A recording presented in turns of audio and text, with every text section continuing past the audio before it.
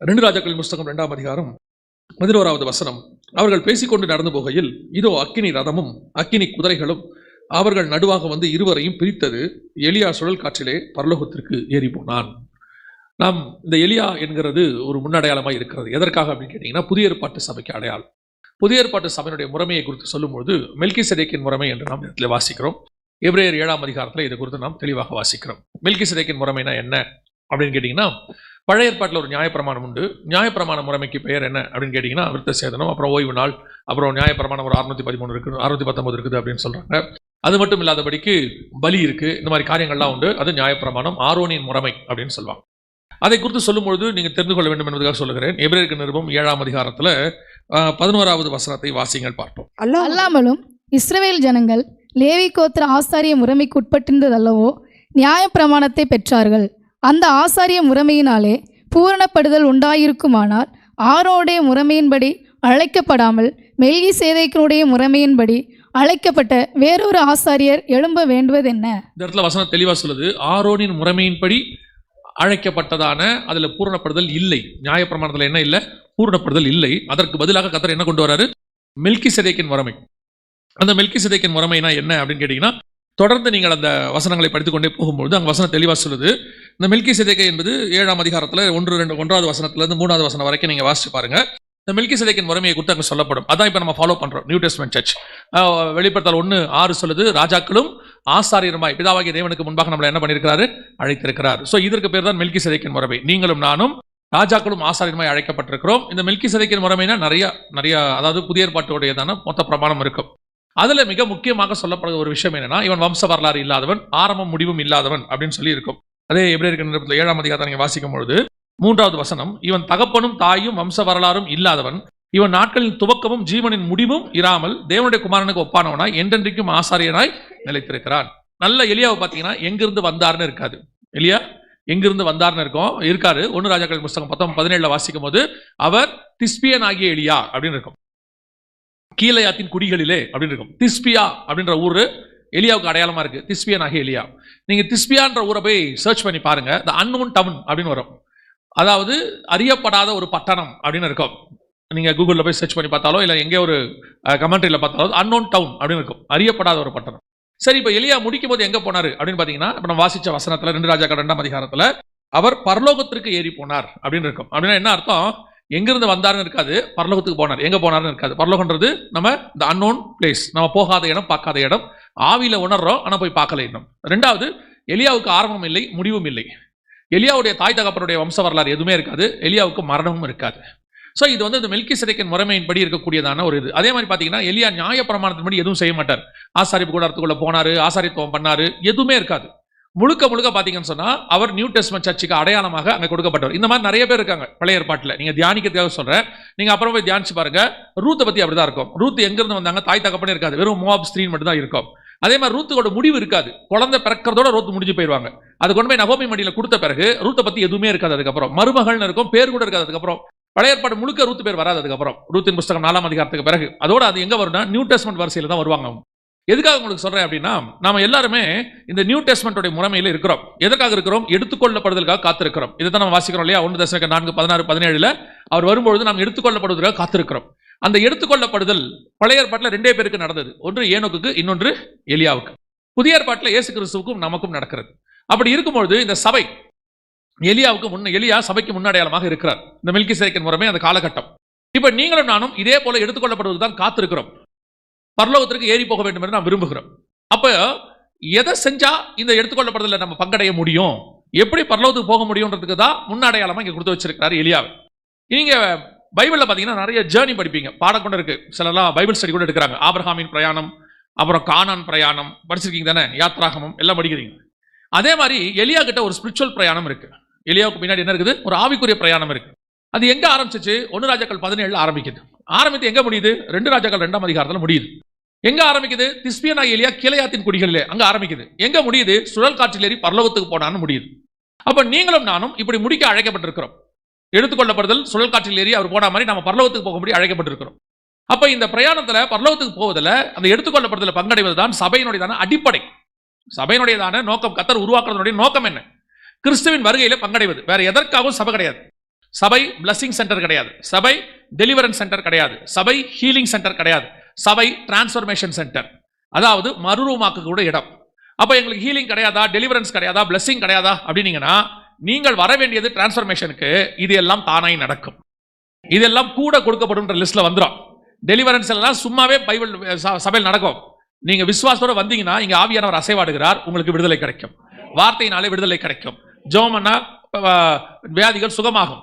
நீங்கள் உண்மை உள்ளவர்களாக இருந்தால் கர்த்தர் பரிபூர்ணமாய் ஆசீர்வதிக்க வல்லமை உள்ளவராக இருக்கிறார். உண்மை உள்ள மனுஷன் பரிபூர்ண ஆசீர்வாதங்களை பெறுவார். நாங்கள் ஆசீர்வாதம் இல்லைன்னு சொல்லல, டெலிவரன்ஸ் இல்லைன்னு சொல்லல, அல்லது ஹீலிங் இல்லைன்னா சொல்லல. ஆனால் அதற்காக நீங்கள் இங்கே வரவில்லை. நான் சொல்ல உங்களுக்கு புரியுதா? நீங்கள் இங்கே வருவது பரலோகத்திற்கு போவதற்காக. பரலோகத்துக்கு வழி சொல்லுகிற இடம் உங்களை மறுரூபமாக்குவதற்கு என்ன செய்யணும்? இப்ப எஸ்தரை அந்த தேசத்தில் 127 நாட்டில் இருக்கிற எல்லா கன்னிகைகளையும் கொண்டாடுறாங்க. கொண்டு வந்து ராஜா கிட்ட நிறுத்தி, ராஜாவே பாருங்க, உங்களுக்கு எந்த பெண்ணை ராஜகுமாரத்தை ஆக்கணுமோ நாங்க ராஜகுமாரத்தை ஆக்குறோம் அப்படின்னு சொல்லவே இல்லை. ராஜா கிட்ட கொண்டு போகிறதுக்கு முன்னாடி, ஆனா ராஜாக்காக தான் செலக்ஷன், ராஜாக்காக தான் தேர்ந்தெடுத்தாங்க. ஆனா கொண்டு போறதுக்கு முன்னாடி கொண்டு போய் ஏகாவின் கரத்துல ஒப்படைக்கிறாங்க. ஏகா என்ன பண்றாரு? 7 தாதிமார்கள் கையில எஸ்தரை ஒப்படைக்கிறார். அவங்க என்ன பண்றாங்க? எஸ்தரை சுத்திகரிக்கிறாங்க. எப்படி சுத்திகரிக்கிறாங்க? 6 மாதம் வெள்ளை போலத்தினாலும் சுகந்த வர்க்கத்தினாலும் கந்தக வர்க்கத்தினாலும் எல்லாத்தையும் போட்டு சுத்திகரிச்சுட்டு 6 மாசம் ஸ்திரீகளுக்குரிய சுத்திகரிப்பு, 12 மாசம் சுத்திகரிப்பு, அதாவது ஒரு வருஷம் முழுக்க சுத்திகரிப்பு எல்லாம் முடிச்சு கொண்டு போய் ராஜா கிட்ட ஒப்படைக்கிறாங்க. அப்படின்னா என்ன அர்த்தம்? உங்களை என்னையும் கர்த்தர் சபைக்கு கொண்டு வந்தது எதுக்காகனா பரலோகத்துக்கு கொண்டு போய் ராஜா கையில ஒப்படைக்கிறதுக்கு மனவாட்டியா. ஆனா அதுக்கு முன்பாக இங்கே பரிசுத்த ஆவியாகிய ஏகா நம்மளை 7 சபையின் உபதேசத்துக்குள்ள ஒப்படைத்து சுத்திகரித்து உருவாக்கி கொண்டு போய் அங்க ஒப்படைக்கிறேன். இல்லைன்னா நேரா பரலோகத்துக்கு கூட்டிட்டு போயிடலாம், ரட்சிக்கப்பட்ட உடனே கூட்டிட்டு போயிடலாம். ராஜாக்குரியதான சுத்திகரிப்பு தேவை, ராஜாக்குரியதான ஆயத்தம் தேவை. ஏன் சபைக்குள்ள கொண்டு வர ரட்சிக்கப்பட்டவர்களை கர்த்தர் அனுதினமும் சபையில சேர்த்தார்? ஏன் வெளியிருந்து உள்ள கொண்டு வராருன்னா இங்க ரெடி பண்ணி அங்க கொண்டு போவார். அப்ப அந்த ரெடி பண்ற இடம், அந்த ஜர்னி இஸ் வெரி இம்பார்ட்டன்ட். அப்ப நீங்க அந்த சபைக்கு வந்தது எதுக்காக? பரலோகத்துக்கு போவதற்காக. அதை கத்து கொடுக்கிற இடம் தான் திருச்சபை. இது வேற எதற்கான இடமும் இல்லை, மற்றதெல்லாம் தானாய் நடக்கும். நீங்க கார் வாங்கிட்டு அவர்கிட்ட போயிட்டு அவர் ஒண்ணுதான் சொல்வாரு, நீங்க ஃபியூயல் மட்டும் போட்டு போயிருங்க சார், மற்றபடி எல்லாம் ரெடியா இருக்கு. நீங்க அவர்கிட்ட போயிட்டு ஸ்டேரிங் இருக்கா, பிரேக் இருக்கா, ஆக்சிலேட்டர் இருக்கா அப்படின்னா, சார் அதெல்லாம் டிஃபால்ட்டா இதோடய வரும். இதோட வராதது என்னது? ஃபியூயல், அபிஷேகம் மட்டும்தான். நீங்க அபிஷேகத்துக்குள்ள நடத்திட்டீங்கன்னா வண்டி தானாய் போகும். அல்லேலூயா. அப்போ இந்த எலியாவுடைய ஜர்னி ஒரு பிரயாணம் இருக்கிறது. அந்த பிரயாணத்துக்கு பின் நிறைய ஆவிக்குரிய சத்தியம் இருக்கு. அதுல ஒரு சில காரியங்களை மட்டும்தான் நாம் இப்பொழுது பார்க்க போகிறோம். 1 ராஜாக்களின் புஸ்தகம் 17ஆம் அதிகாரம் 1வது வசனம் வாசி. கீலேயாத்தின் குடிகளிலே திஸ்பியனாகிய எலியா ஆகாபை நோக்கி, என் வாக்கின்படியே அன்றி இந்த வருஷங்களிலே பனியும் மழையும் பெய்யாதிருக்கும் என்று இஸ்ரவேலின் தேவனாகிய கர்த்தருக்கு முன்பாக நிற்கிற நான் அவருடைய ஜீவனை கொண்டு சொல்லுகிறேன் என்றான். இதுதான் எலியாவுடைய என்ட்ரன்ஸ். அப்படி உள்ள நுழையிறார். அவருடைய லைஃப் ஸ்டைல் அங்கதான் ஆரம்பிக்குது. யாரு என்ன எதுவும் தெரியாது. அவர் உள்ளே வந்துட்டார். உள்ளே வந்து அவரை கொண்டு கர்த்தர் ஒரு பெரிய தரிசனத்தோடு கொண்டாடுறார். எலியா கொண்டு என்ன பண்றாரு? ஒரு தரிசனம். இல்ல, இந்த தரிசனம் சொல்லும் போது நீங்க 2 காரியத்தை புரிஞ்சுக்கணும். என்ன அப்படின்னு கேட்டீங்கன்னா, நாம நினைக்கிற ஒரு தரிசனம் இருக்கு, நம்ம மேல கர்த்தர் வச்சிருக்கிற இன்னொரு தரிசனமும் இருக்கு. புரியுதுங்களா? இப்போ ஆபிரகாமுக்கு கானானுக்கு போங்கிறது தரிசனம். ஆண்டவர் சொல்றார், நான் காண்பிக்கிற தேசத்துக்கு போ. ஆனால் கானானுக்கு போனா ஈசாக்கு வரணும், ஈசாக்கு வந்தா அதுல இயேசு வரணும், இயேசு வந்தா மீட்பு வரணும், மீட்பு வந்தா ஜனங்க பரலோகத்துக்கு வரணும். இது பரலோகத்தின் தரிசனம். இந்த பரலோகத்தினுடைய தரிசனத்தினுடைய ஒரு பகுதி யார் கையில் இருக்கு? ஆபிரகாம் கையில் இருக்கு. அவர் அந்த தரிசனத்தை நிறைவேற்றினால் இந்த தரிசனம் தானாய் நடக்கும். அந்த வார்த்தைக்கு கீழ்ப்படிச்சா. இந்த மாதிரி ஒவ்வொருத்தருக்கு பின்னாடியும் இருக்கு. ஒவ்வொருத்தருக்கு கர்த்தர் அப்படிதான் வச்சிருக்கிறார். நாம் ஒரு காரியத்தை கர்த்தர் செய்ய சொல்லும் போது அதை செய்வோமானால் அதற்கு பின்னால் ஹெவன்லி விஷன் ஒன்று இருக்கும். அந்த பரலோகத்தின் தரிசனம் மேல ஓடிட்டே இருக்கும். இப்ப நம்ம கிட்ட இருக்க பிரச்சனை என்ன அப்படின்னு கேட்டீங்கன்னா, இந்த வேர்ல்ட்லி விஷன்ல நம்ம கரெக்டா கூட போவோம். வேர்ல்ட்லி விஷன்ல போவோம். வேதாகமத்துல பாருங்க, நோவாவை பார்த்து கர்த்தர் ஒரு காரியம் சொன்னாரு, ஜலப்பிரளயம் வரப்போது பேழையை உண்டு பண்ணு. 6ஆம் அதிகார கடைசி வசனம் சொல்லுது, ஆதியாகமம், நோவா கர்த்தர் சொன்னபடி எல்லாம் செய்து முடித்தான். முடிச்ச பிறகு அடுத்த விஷனை கர்த்தர் ஓபன் பண்றாரு. இப்ப எல்லாம் ஒரு ஜோடு வந்துருச்சு, பேழைக்குள்ள வந்தாச்சு. செகண்ட் பார்ட் ஓபன் பண்றாரு விஷன்ல. போய் சுத்தமானதில் 7 ஜோடு புடிங்கிறார். அந்த 7ஆம் அதிகாரம் 2-3 வசனம் சொல்லும், சுத்தமானதில் 7 ஜோடு புடி அப்படிங்கிறார். இப்போ அடுத்து 4வது 5வது வசனம் சொல்லும், நோவா கர்த்தர் சொன்னபடி எல்லாம் செய்தான் அப்படின்னு, செய்து முடித்தான் இருக்கும். சோ இப்போ கர்த்தருடைய விஷன் நிறைவேறிடுச்சா இல்லையா? நிறைவேறிடுச்சு தானே. ஜலப்பிரளயம் வந்துச்சு. ஜலப்பிரளயம் முடிஞ்சிருச்சா இல்லையா? முடிஞ்சிருச்சு. இப்போ ஜனங்க எல்லாம் வெளியே வராங்க. அதாவது நோவாவும் அவன் பசங்களும் வெளியே வராங்க. இதுக்கு மேல நோவாவுக்கு என்ன வேலை இருக்கு? இதுக்கு மேல நோவாவுக்கு என்ன வேலை இருக்கு? இந்த காரியம் நடக்கும்போது நோவாவுக்கு 601 வயசு. இது முடிஞ்ச பிறகு நோவாவுடைய வாழ்நாள் 950 வருஷம். நீங்க கிட்டத்தட்ட பாத்தீங்கன்னா அதுக்கப்புறம் 350 வருஷம் நோவா உயிரோட இருந்திருக்காரு. எதுக்கு? நான் கேட்கறது புரியுதா? இந்த 350 வருஷம் நோவா ஏன் உயிரோட இருந்தார்? முதல்ல கர்த்தர் 500 வருஷம் வச்சிருந்து அவரை ரெடி பண்ணி அந்த 500 வருஷத்துல 300 வருஷம் ஏனோக்கு இருந்திருக்கிறார், அவர் பிரசனம் பண்ணியிருக்கிறார், மெத்துசலா இருந்திருக்கிறார், எல்லாம் இருக்கு. இப்போ நோவாக்கிட்ட ஒரு தரிசனம் கொடுத்தாச்சு, வேலையை கட்டியாச்சு, சாப்பாடு விடு சேர்த்தாச்சு, சுத்தமான மொத்தத்தில் ஜோடி ஜோடா பிடி பிடிச்சாச்சு, சுத்தமானதில் 7 பிடி பிடிச்சாச்சு, ஜலப்பிரளயம் வந்து உள்ள போயாச்சு, ஜலப்பிரளயம் வந்தாச்சு, முடிஞ்சாச்சு, வெளியே வந்தாச்சு. இதுக்கப்புறம் நீங்க என்ன பண்ண போறீங்க? இதுக்கப்புறம் ஒரு விஷன் இருக்கும், அதுதான் இருக்கிறதுலே ரொம்ப இம்பார்ட்டன்ட். பல நேரத்தில் ஆரம்பிக்கும் போது ஒரு தரிசனம் இருக்கு, அந்த தரிசனத்தில் நம்ம பெர்ஃபெக்ட்டா போவோம். கர்த்தர் என்ன இதுக்கு தான் அழைச்சாரு. அந்த ஓட்டத்தில் ஓடும்போது 2வது விஷயம் ஓப்பன் ஆகும், அதுல இருந்து ஒரு அப்கிரேட் பண்ணுவார், சுத்தமானபடி இன்னும் பரிசுத்தமாக, இன்னும் உருவாக்கு, எல்லாம் செய்வார். ஒரு இடத்துல உங்களுக்கு ஒரு சாட்டிஸ்பாக்சன் அல்லது உங்களுக்கு சொன்ன தரிசனத்தை நீங்கள் பார்ப்பீர்கள். கர்த்தர் என்ன அழைச்சாரு, இந்த இடத்துக்கு போ, சபை ஆரம்பிப்பேன், உன்னை நம்பி ஆத்துமாக்கள் கொடுப்பேன், கொடுத்துட்டாரு, எல்லாத்தையும் பார்த்தாச்சு. இதுக்கு அப்புறமும் நான் ஏன் இன்னும் உயிரோடு கூட இருக்கிறேன்? ஏன் இந்த பூமியில எனக்கு வச்சிருக்கிறீங்க? இப்ப நாம என்ன சொல்லுவோம்? இந்த இடத்துல தான் நம்ம உலகத்தார மாதிரி மாறுவோம். உலகத்தார கேட்டு பாருங்க, வந்தீங்க, பிறந்தீங்க, 60 வயசு வரைக்கும் வேலை பார்த்தீங்க, நல்லா சம்பாரிச்சிங்க, பென்ஷன் கொடுக்குறாங்க, 60ல இருந்து 70 80 ஒரு 20 வருஷம் உயிரோடு இருக்க போறீங்க. எதுக்கு அப்படின்னா, உலகத்தார் ஒரு ஸ்டேட்மெண்ட் சொல்லுவாங்க, இத்தனை வருஷம் உழைச்சங்க, இத்தனை வருஷம் கஷ்டப்பட்டேன், வீடு கட்டினேன், பிள்ளைகளை கல்யாணம் பண்ணி வச்சேன், இனி பிள்ளைங்க பேர பிள்ளைகளை அப்படியே பார்த்துட்டு இத்தனை வருஷம் உழைச்சதுக்கு ஒரு ரெஸ்ட் எடுத்துட்டு அப்படியே கடவுள் கூப்பிடும் போது போக வேண்டியதுதான். அப்ப இந்த 20 இயர்ஸ் அவர் என்ன செய்வாரு? நாம என்ன சொல்றோம்? உலகத்தான் சொல்றது மாதிரி தான் நம்மளும் சொல்றோம், இத்தனை வருஷம் நான் கஷ்டப்பட்டதுக்கு பூமியில என்ன இதெல்லாம் கர்த்தர் பார்க்க வைக்கிறாரு. இப்ப நீங்க கொஞ்சம் யோசிச்சு பாருங்க, கர்த்தருக்கு நீங்க பூமியில இருந்து ஆசீர்வாதத்தை பார்க்கறது முக்கியமா, இல்ல உங்க ஆத்மா பரலோகத்துல இருக்கிறது முக்கியமா? அதுக்காகத்தானே நம்மளை மீட்டு எல்லாம் பண்ணாரு. அடுத்த 20 வருஷம் இந்த ரிஸ்கான பூமியில, பாவம் உள்ள பூமியில, நான் நோய் உள்ளதை சொல்ல, பாவம் உள்ள பூமியில உங்களை வச்சு, உங்களை டேஞ்சர் ஜோன்ல வச்சுக்கிட்டு 20 வருஷம் இருக்கிறத விட உங்களை கொண்டு போறது ஈஸி தானே அவருக்கு. ஆனா ஏன் வச்சிருக்காரு? ஒரு மட்டும் நல்லா மனசுல வச்சுக்கொள்ளுங்க, ஒருவரையும் கர்த்தர் சும்மா இருந்துட்டு போன இந்த பூமியில வைக்கவே கிடையாது. நான் சொல்றது புரியுதா? சும்மா இருந்துட்டு போ, நீ தான் இத்தனை வருஷம் கஷ்டப்பட்டியாப்பா, இருந்து அப்படியே எல்லாத்தையும் பாரு, பிள்ளைகளை பாரு, பேர பிள்ளைகளை பாரு, பார்க்காத ஊரெல்லாம் பாரு, அனுபவிக்காதெல்லாம் நல்லா சாப்பிடு அப்படின்னா நல்லா கவனிச்சு பாருங்க. அதுக்கப்புறம் தான் உங்களால் எதுவுமே செய்ய முடியாது. 60க்கு அப்புறம் உங்களால் டிராவல் பண்ண முடியாது, ரொம்ப எல்லாத்தையும் சாப்பிட வேற முடியாது, சாப்பிடணும்னு நினைக்கிறது கூட என்ன பண்ண முடியாது, சாப்பிட முடியாது. இப்ப நமக்கு இருக்க இந்த 60 70க்கு மேல எல்லாமே இஷ்டம் இல்லாம போயிடுது. எல்லாத்தையுமே என்னை விட்டீங்கன்னா போதும்பா அப்படிதான் சொல்லுவாங்க பசங்க. அப்பதான் நம்ம மேல பாசமா சொல்லுவாங்க, வாங்க நம்ம அங்க போவோம் இங்க போவோம்பா. அவங்க சொல்லுவாங்க, என்னை விட்டீங்கன்னா நல்லா இருக்கும், நீங்க போயிட்டு வாங்க, நான் இங்க இருந்து ஜோம் பண்ணிக்கிட்டு இருக்கிறேன். அப்ப இந்த 60ல இருந்து 80 வரைக்கும் எதுக்கு ஏன் வச்சிருக்கிறாரு? அப்ப நோவா அடுத்த 350 வருஷம் எதற்காக இருந்தார்? அங்கதான் இருக்கு விஷன். அதான் லாஸ்ட் விஷன், ஃபைனல் விஷன். பெரும்பாலும் அந்த ஃபைனல் விஷனை நாம் பார்க்கிறது இல்லை. நாம எல்லாம் முடிஞ்சிருச்சு, ஓவர் ஆயிட்டோம் அப்படின்னு நினைக்கிறோம். இப்ப நீங்க வாசிங்க, ஆதியாகமத்தின் புஸ்தகம் 9ஆம் அதிகாரம் 1-2 வசனங்களை வாசிங்க.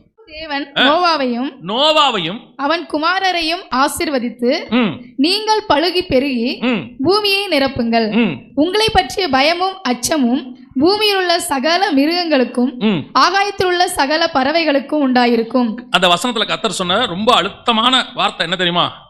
நோவாவையும் அவன் குமாரரையும் ஆசீர்வதித்து, நீங்கள் பலுகி பெருகி பூமியை நிரப்புங்கள். 10ஆம் அதிகாரம் 1ஆம் வசனம் வாசிங்க. நோவாவின் குமாரராகிய சேம், காம், யாபேத் என்பவர்களின் வம்ச வரலாறு. ஜலப்பிரளயத்துக்கு பின்பு அவர்களுக்கு குமாரர் பிறந்தார்கள். நோவாவுக்கு எங்க குமாரர்? நோவாவையும் அவன் குமாரரையும் ஆசீர்வதித்து, நீங்கள் பலுகி பெருகி பூமியை. இது 4 பேருக்குமான விஷன், 4 பேருக்குமான விஷன். ஆனா பலுகி பெருகினது 3 பேர் தான், சேம், காம், யாபேத். நோவாவையும் அவன் குமாரரையும் ஆசீர்வதித்து, நீங்கள் பலுகி பெருகி, தெளிவா சொல்றார் ஆண்டவர். ஏன் இந்த 4 பேரையும் பலுகி பெருக சொன்னார் தெரியுமா? இதுக்கு அடுத்த தரிசனம் ஆபிரகாமுக்கு ஓபன் ஆகும். ஆபிரகாமுக்கு ஓபன் ஆகுது. ஆபிரகாமுக்கு என்ன ஓபன் ஆகுது? எபிரேயர் 11 9 10 11 வாசிங்க பாப்போம். விசுவாசத்தினாலே அவன் வாக்குத்தத்தம் பண்ணப்பட்ட தேசத்திலே பரதேசியை போல சஞ்சரித்து, அந்த வாக்குத்தத்தத்திற்கு உடன் சுதந்திரராகிய ஈசாக்கோடும் யாக்கோபோடும் கூடாரங்களிலே குடியிருந்தான். ஏனெனில் தேவன் தாமே கட்டி உண்டாக்கின அஸ்திபாரங்கள் உள்ள நகரத்துக்கு அவன் காத்திருந்தான். அஸ்திபாரம் உள்ள நகரம் இது புதிய எருசலேம். 21ஆம் அதிகாரம் வெளிப்படுத்தின விசேஷம் 14வது வசனம் வாசிங்க. நகரத்தின் மதிலுக்கு 12 அஸ்திபார கற்கள் இருந்தன. அவைகள் மேல் ஆட்டுக்குட்டியானவருடைய 12 அப்போஸ்தலரின் 12 நாமங்களும் பதிந்திருந்தன. இதான் அஸ்திவாரம் உள்ள நகரம். இந்த அஸ்திவாரம் உள்ள நகரத்தினுடையதான அமைப்பு எப்படின்னா, சதுரம்னா 4 சைடு. இந்த 4 சைடுக்கும் 12 வாசல். இந்த 4 சைடுக்கும் 4 சந்ததி வரணும், 4 பிரமாணம் வரணும். அந்த 4 பிரமாணத்தை தான் இந்த 4 பசங்க நோவா, சேம், காம், யாபேத் 4 சந்ததி. இது ஆவிக்குரிய அடையாளம் இருக்கு. இது எங்க இருக்கும்னா ஏதேன்ல இருக்கும். ஒரு நதி புறப்பட்டு 4 ஆறுகள் ஆகியது. இயேசு கிறிஸ்து சொல்வாரு 4 நிலம், 4 நிலத்தில் விதை விழும். அந்த 4 நிலத்துக்கு 4 ஆறு. இந்த 4 ஆறு இடத்துலயும் விருட்சங்கள் முளைக்கும். அந்த 4 இருக்கிறதா அந்த புதிய எருசலேம். இதோடைய விஷன் ஆபிரகாமிற்கு தேவன் தாமே கட்டி உண்டாக்கின அஸ்திபாரம் உள்ள நகரங்களுக்கு அவன் காத்திருந்தான். யார் ஆபிரகாம்? நோவாவுக்கு அடுத்த ஜெனரேஷன். அப்பவே அவருக்கு தெரியுது கர்த்தர் நமக்கு ஒரு விஷன் வச்சிருக்கிறாரு. இப்போ ஆபிரகாம் கிட்ட கேளுங்க, உன்னோட ஃபர்ஸ்ட் விஷன் என்ன? கானானுக்கு போனோம். போயிட்டியா? வந்துட்டேன். 75 வயசு ஆயிடுச்சு. அடுத்த விஷன் என்ன? ஈசாக்கு பிறக்கணும். பிறந்துட்டாரா? 100 வயசுல பிறந்தாச்சு. ஓகே, உனக்கு கொடுத்த வாக்குத்தத்தம் என்ன? நீ சந்ததிகளை பார்ப்பாய். 140 வயசுல ஈசாக்கு கல்யாணம். 160, நான் சொல்றது ஆபிரகாமுக்கு 140 வயசு ஆகும்போது ஈசாக்கு கல்யாணம். ஆபிரகாமுக்கு 160 வயசு ஆகும்போது யாக்கோபோ ஏசாவும் பிறந்துட்டாங்க. அதனாலதான் அந்த வசனம் சொல்லுச்சு, கூடாரனோடு ஏசாவோடு யாக்கோபோடு குடியிருந்தான். அப்படிதான் இருக்கு. ஈசாக்கு யாக்கோபோடு கூட குடியிருந்தார். பேர பிள்ளைகளை 15 வருஷத்துக்கு முன்னாடியே பார்த்துட்டார். ஆனாலும் 15 வருஷம் உயிரோடு இருக்கிறார். அந்த 15 வருஷமா அவர் எதுக்காக உயிரோடு இருந்தார்னா, தரிசனம் இல்லாம சும்மா படுத்து இல்ல, ஏதோ வீட்டுல ஓரத்துல ஈஸி சேர்ல இல்ல, அந்த கடைசி தரிசனம் ஒண்ணு இருக்கு. அதுதான் ஹெவன்லி விஷன். இதுவரைக்கும் பூமியில இருக்கிற விஷன் முடியும், ஒரு ஹெவன்லி விஷன் ஓபன் ஆகும். நீங்கள் இங்கே வரும்போது எதற்காக வந்தீங்கன்னு ஒன்று இருக்கு, இங்க என்ன செய்ய போறீங்கன்னு இருக்கு, இங்க முடிச்சிட்டு அங்க என்ன செய்ய போறீங்கன்னு ஒன்று இருக்கு. அந்த விஷன் தான் கடைசி 20 வருஷம், 30 வருஷம், 40 வருஷத்தை ஓட்டும். நீங்க சில நேரத்தில் யோசிக்கிறீங்களே, கர்த்தர் என்ன கூப்பிட மாட்டாரு, கர்த்தர் என்ன அழைக்க மாட்டாரு, எதுக்குதான் கர்த்தர் என்ன வச்சிருக்கிறாரோ அப்படின்னா, நீங்க உங்களுக்கு கர்த்தர் ஒரு நாளும் ஒருத்தரையும் பூமியில சும்மா வைக்கிறது இல்ல. காடு கிட்ட சும்மாங்கிற வார்த்தையே கிடையாது. காடு என்ன கிடையாது? சும்மாங்கிற வார்த்தை இருக்காது. இந்த ஆசாரியப்பு கூடாரத்துல இந்த சேர் சும்மா இருக்கட்டும், அவர் அந்த சர்ச்சில் சும்மா இருக்கட்டும், இந்த மரங்கள்லாம் சும்மா முளைச்சிருக்கட்டும், கிடையவே கிடையாது. ஒவ்வொன்றுத்துக்கு பின்னாடியும் காடுக்கு ஒரு பர்பஸ் இருக்கு. எல்லாத்துக்கும் பின்னாடியும். அப்போ உங்களுக்கு ஒரு நாள் எக்ஸ்ட்ரா கொடுத்தா கூட அதுக்கு ஒரு பர்பஸ் இருக்கு. இயேசு எப்ப பிறக்கணும், எப்ப மரிக்கணும், எப்ப உயிர்த்தெழணும் எல்லாம் முன்குறிக்கப்பட்டது. நீங்களும் நானும் எப்ப பிறக்கணும், எப்ப மரிக்கணும் முன்குறிக்கப்பட்டது. அப்போ தேவனிடத்துல சும்மாங்கிற வார்த்தை கிடையாது. அப்ப கடைசியாய் உங்களுக்கு ஒரு தரிசனம் இருக்கு. அதை தான் திருப்பியும் சொல்றேன், the last vision. அது என்ன தெரியுமா? நீங்களும் நானும் எங்கே போக போறோம், அங்கே நமக்கு கர்த்தர் என்ன வச்சிருக்கிறாரு அதை ஓபன் பண்ணுவார். அந்த விஷயத்துல தான் உங்க கடைசி காலத்தை ஓட்டணும். அப்பதான் நீங்க விழாம இருப்பீங்க. இல்லைன்னா என்ன ஆகும்னா, உங்க ஆவிக்குரிய வாழ்க்கையில உங்களுக்கு ஒரு டயர்ட்னஸ் வரும், உங்க தரிசனம் முடிஞ்சிருச்சுன்னு ஒரு எண்ணம் வரும். அதுக்கப்புறம் உங்களுக்கு ஒரு சலிப்பு உண்டாகும். நாம ஏன் இருக்கிறோம், அதுக்கப்புறம் முறுமுறுக்க தொடங்குவோம். ஆண்டவர் ஏன் என்ன விட மாட்டேங்கிறாரு, ஆண்டவர் ஏன் என்ன எடுக்க மாட்டேங்கிறாரு, எதுக்கு தான் என்ன வச்சிருக்காரு? இல்லவே இல்லை. உங்களை வைத்த ஒவ்வொரு நிமிஷத்துக்கும் கர்த்தருக்கு திட்டம் உண்டு. பரலோகத்தினுடைய கடைசி விஷன் ஓபன் ஆகணும். அந்த விஷனோட தான் நீங்களும் நானும் சபைக்குள்ள இருக்கணும். அப்ப எலியா, திஸ்பியனாகிய எலியா வரும்போது, அவர் அந்த இடத்துக்கு வரும்போது அவரை பத்தின ஃபைனல் விஷன் ஹெவனுக்கு போகணுங்கிறது எழுதி வைக்கப்பட்டது. இப்ப அவர் அங்க வரார். நீங்களும் வந்துட்டோம், நீங்களும் சபைக்குள்ள வந்துட்டோம். வந்த உடனே ஆண்டவர் உங்களுக்கும் எனக்கு ஒரு நல்ல தரிசனத்தை கொடுக்கிறார். எலியா கொடுக்குற மாதிரி கொடுக்கிறார், எல்லாருக்கும் கொடுத்திருக்கிறார். அந்த தரிசனத்துல எலியா சொல்லிட்டார், பனியும் மழையும் பெய்யாது. அப்ப உள்ள தரிசனம் அது, அப்ப உள்ளதான ஊழியம், அல்லது அப்ப கர்த்தரை எலியாவை கொண்டு கர்த்தர் செய்கிற காரியம் சொல்லிட்டார். எல்லாம் சொல்லி முடிச்சாச்சு. இப்ப எலியாவை பார்த்து கர்த்தர் சொல்ற வார்த்தை வாசிங்க. 1 ராஜாக்களின் புத்தகம் 17ஆம் அதிகாரம் 2, 3, 4 வசனங்களை வாசி. பின்பு கர்த்தருடைய வார்த்தை அவனுக்கு உண்டாயிற்று. அவர், நீ இவ்விடத்தை விட்டு கீழ்த்திசையை நோக்கி போய் யோர்தானுக்கு நேராக இருக்கிற கேரித் ஆற்றண்டையில் ஒளித்துக் கொண்டிரு. அந்த ஆற்றின் தண்ணீரை குடிப்பாய். அங்கே உன்னை போசிக்க காகங்களுக்கு கட்டளையிடுவேன் என்றார். இது எலியாவுடைய ஜர்னில ஃபர்ஸ்ட் பிளேஸ். இப்ப கர்த்தர் கூப்பிட்டாரு. அந்த வசனத்தை நீங்க வாசிச்சு பாத்தீங்கன்னா ரொம்ப பிரமிப்பா இருக்கும். முதலாவது வசனம் இருக்கு இல்லைங்களா, 1 ராஜாக்கள் 17:1, ரொம்ப பிரமிப்பா இருக்கும். எனக்கு அதை வாசிக்கும் போதெல்லாம் என்ன ஒரு தேவ மனுஷன் அப்படின்னு. என்னன்னா அந்த வசனம் என்ன சொல்லுன்னு பாத்தீங்கன்னா, என் வாக்கின்படி அன்றி இந்த வருஷங்களில் பனியும் மழையும், என் வாக்கின்படி, கர்த்தர் வாக்கின்படி அல்ல. கர்த்தர் சொன்னார், கர்த்தர் உங்களுக்கு உரைத்தார், எதுவுமே இருக்காது. அந்த வார்த்தை என்ன இருக்குது? என் வாக்கின்படி. அந்த என் வாக்கின்படிங்கிற தைரியம் அவருக்கு ஏன் வருதுன்னா, தொடர்ந்து சொல்றாரு, நான் கர்த்தருக்கு முன்பாக நிற்கிறவன். நான் கர்த்தருக்கு முன்பாக நிற்கிறவன், நான் சொன்னா கர்த்தர் கேட்பார். கர்த்தருக்கு முன்பாக நிற்கிற அப்படின்னா சும்மா எல்லாரும் சொல்லிட முடியாது. கர்த்தருக்கு முன்பாக நிற்கிற நான் சொல்லுகிறேன், என் வாக்கின்படி அன்றி அப்படின்னா கர்த்தர் அந்த வார்த்தையை அப்படியே கனப்படுத்தி, ஒரு மனுஷன் சொன்னான்னு 3.5 வருஷம் பனியும் மழையும் பெய்யல. எப்படி ஒரு ஆவிக்குரிய லைஃப் பாருங்களேன். Standing in front of the God. ஒவ்வொரு இடத்துலையும் ஒவ்வொரு விதமான பரிசுத்தவான்களை நீங்க பைபிள்ல பார்க்க முடியும். அதுல இவரு அமேசிங். கர்த்தருக்கு முன்பாக நிற்கிற நான் சொல்லுகிறேன், இப்ப பனியும் மழையும் பெய்யாது. இது அந்த ஊழியத்துல ஒரு பார்ட், அல்லது ஒரு கர்த்தர் சொன்னதான ஒரு ஊழியம். அது அவ்வளவுதான், செஞ்சுட்டார், முடிச்சிட்டார். இதோட அவர் முடிஞ்சிச்சாருன்னா இல்ல, உன் ஜேர்னில ஃபர்ஸ்ட் நீ போக வேண்டிய இடம் எது? கேரித் ஆற்றங்கரைக்கு போகணும். நீ அங்கே போ, உனக்கு அங்கே காகங்களுக்கு கட்டளையிட்டு இருக்கிறேன், அங்க என்ன வரும் உனக்கு? அப்பமும் இறைச்சியும் வரும். அப்பமும் இறைச்சி வரும். கேரித்தாற்றன் தண்ணீரை குடிப்பாய். பழைய ஏற்பாட்டில் இது எதற்கு ஒப்புமையா இருக்கு அப்படின்னு கேட்டீங்கன்னு சொன்னா, கர்த்தர் உங்களை வேறு விரிச்சு, தேசமே பஞ்சத்துல இருக்கு, உங்களை வேறு விரிச்சு கர்த்தர் எங்க கொண்டு வந்தாரு? தனிமையான பரிசுத்தாவிங்கிற நதி ஓடுகிற இடத்துக்கு, அந்த கரையில கொண்டு வந்து உட்கார வச்சு மாம்சம், உலகத்துக்கு தேவையானதையும் கொடுக்கிறாரு, அதே நேரத்தில் அப்பம், ஆவிக்குரிய ஆகாரத்தையும் கொடுக்கிறார். இது நீங்கள் ஃபர்ஸ்ட் அப்போஸ்தலர் 2:40 சொல்லுது, மாறுபாடான சந்ததியை விட்டு விலகி உங்களை ரட்சித்துக் கொள்ளுங்கள். இப்போ இஸ்ரவேல்லையே இருக்கிற இது எல்லாத்தை விட்டு கர்த்தர் வேறு பிரிக்கிறார். நான் சொல்ற இடத்துக்கு போ, அங்கே தங்கியிரு. அங்கே உனக்கு என்ன வரும்? அப்பம் வரும், இறைச்சி வரும். அங்க இருக்கிற நதியின் தண்ணீரை என்ன செய்வ? குடிப்பாய். நீ போய் குடி, அங்க இரு. இதுதான் நம்ம ஆவிக்குரிய வாழ்க்கையினுடைய பரலோகத்துக்கு எடுத்துக்கொள்ளப்படுவதற்கான ஃபர்ஸ்ட் ஸ்பாட்னு சொல்லலாம், இல்ல ஃபர்ஸ்ட் டிரான்சிட்னுவாங்க, டிராவல் போறவங்க சொல்லுவாங்க. முதல் ஸ்பாட் அங்கதான் நீங்க போவீங்க. கர்த்தர் உங்களை வேறு விரிச்சு ஒரு இடத்துக்கு கொண்டாந்துருவார். அது பரிசுத்தாவி நதி ஓடுற இடமா இருக்கும். அங்க உட்கார வச்சு உங்களுக்கு தேவையான ஆகாரத்தை கொடுப்பாரு. அதே நேரத்தில் உலக பிரகாரமான மாம்சத்தையும் கொடுப்பார், தேவையும் கொடுப்பார், சந்திப்பார். நம்ம மாம்ச தேவை என்ன இருக்கோ அதையும் கர்த்தர் கொடுப்பார். அதுதான் நாம இப்போ சபைக்குள்ள கொண்டு வரப்பட்டோம். உலகத்துல இருந்து என்ன கழிப்பட்டோம்? வேறு பிரிக்கப்பட்டு உள்ளே கொண்டு வரப்பட்டோம். இந்த கர்த்தர் சொல்லுகிற சபையில போய் இருக்கணும். நீ போய் கேரித்தாற்றங்கரையில் இரு. பறக்கிற காக்கா இன்னும் ஒரு 50 மீட்டர் 100 மீட்டர் எக்ஸ்ட்ரா பறந்து எலியா விருப்புற இடத்துக்கு போனா வந்து கொடுக்குமா கொடுக்காதா? கர்த்தரால் முடியுமா முடியாதா? முடியும். ஆனால் கர்த்தர் சொல்றது, நான் சொல்ற இடத்துல நீ இரு, உன் தேவை என்னவோ அது சந்திக்கப்படும். இது முதலாவது பிரமாணம் கூட நீங்க வச்சுக்கலாம். கர்த்தர் சொன்னபடி கேட்டு. இந்த புதிய ஏற்பாட்டில் இப்போ சபைகளுக்குள்ள அல்லது இப்போ ஒரு ஓவராலா ஒரு டாக்டரின் போயிட்டு இருக்கு. என்னன்னு கேட்டா, இந்த grace, hyper grace, super grace, prosperity இப்படி நிறைய சொல்றாங்க. இதெல்லாம் சொல்றவங்க என்ன சொல்றாங்கன்னா, நீங்க ஒண்ணுமே செய்ய வேணாம், கர்த்தர் உங்களை என்ன பண்ணுவாரு? அபிரதமா ஆசீர்வதிப்பாரு. ஜஸ்ட் நீங்க கிளைம் பண்ணா போதும், நீங்க வந்துட்டு இல்லைன்னா அறிக்கை பண்ணா போதும், கர்த்தர் உங்களுக்கு என்ன செய்வாரு? கொடுத்துட்டே இருப்பாரு. இப்பவும் சொல்றேன், கிரியை இல்லாத விசுவாசம் செத்தது. ரட்சிப்புக்கு மட்டும்தான் கிரியை கிடையாது. ரட்சிப்புக்கு என்ன கிடையாது? கிரியை கிடையாது. கிருபையினாலே ரட்சிக்கப்பட்டோம். ரட்சிப்புக்கு தான் கிரியை கிடையாது. ஆனால் நாம் செய்ய வேண்டிய சில காரியங்கள் இருக்கு வாழ்நாள் முழுக்க, அதை செஞ்சுதான் ஆகணும். சுவிசேஷம் அறிவித்தல், என்மேல் விழுந்த நல்ல போராட்டத்தை, ஓட்டத்தை. அப்ப ஓடணும்ல. சுவிசேஷம் நான் வீட்டில இருந்தே சொல்லுவேன், கர்த்தர் கொண்டு போவார். இது சரியா இருக்குமா? அப்ப நாம செய்ய வேண்டிய கிரியைன்னு ஒண்ணு இருக்கு. நீ போய் நான் சொல்ற இடத்துல இரு, அங்கே நான் ஆசீர்வதிப்பேன். நான் காண்பிக்கிற தேசத்துக்கு போ, உன் பேரை நான் பெருமைப்படுத்துவேன்.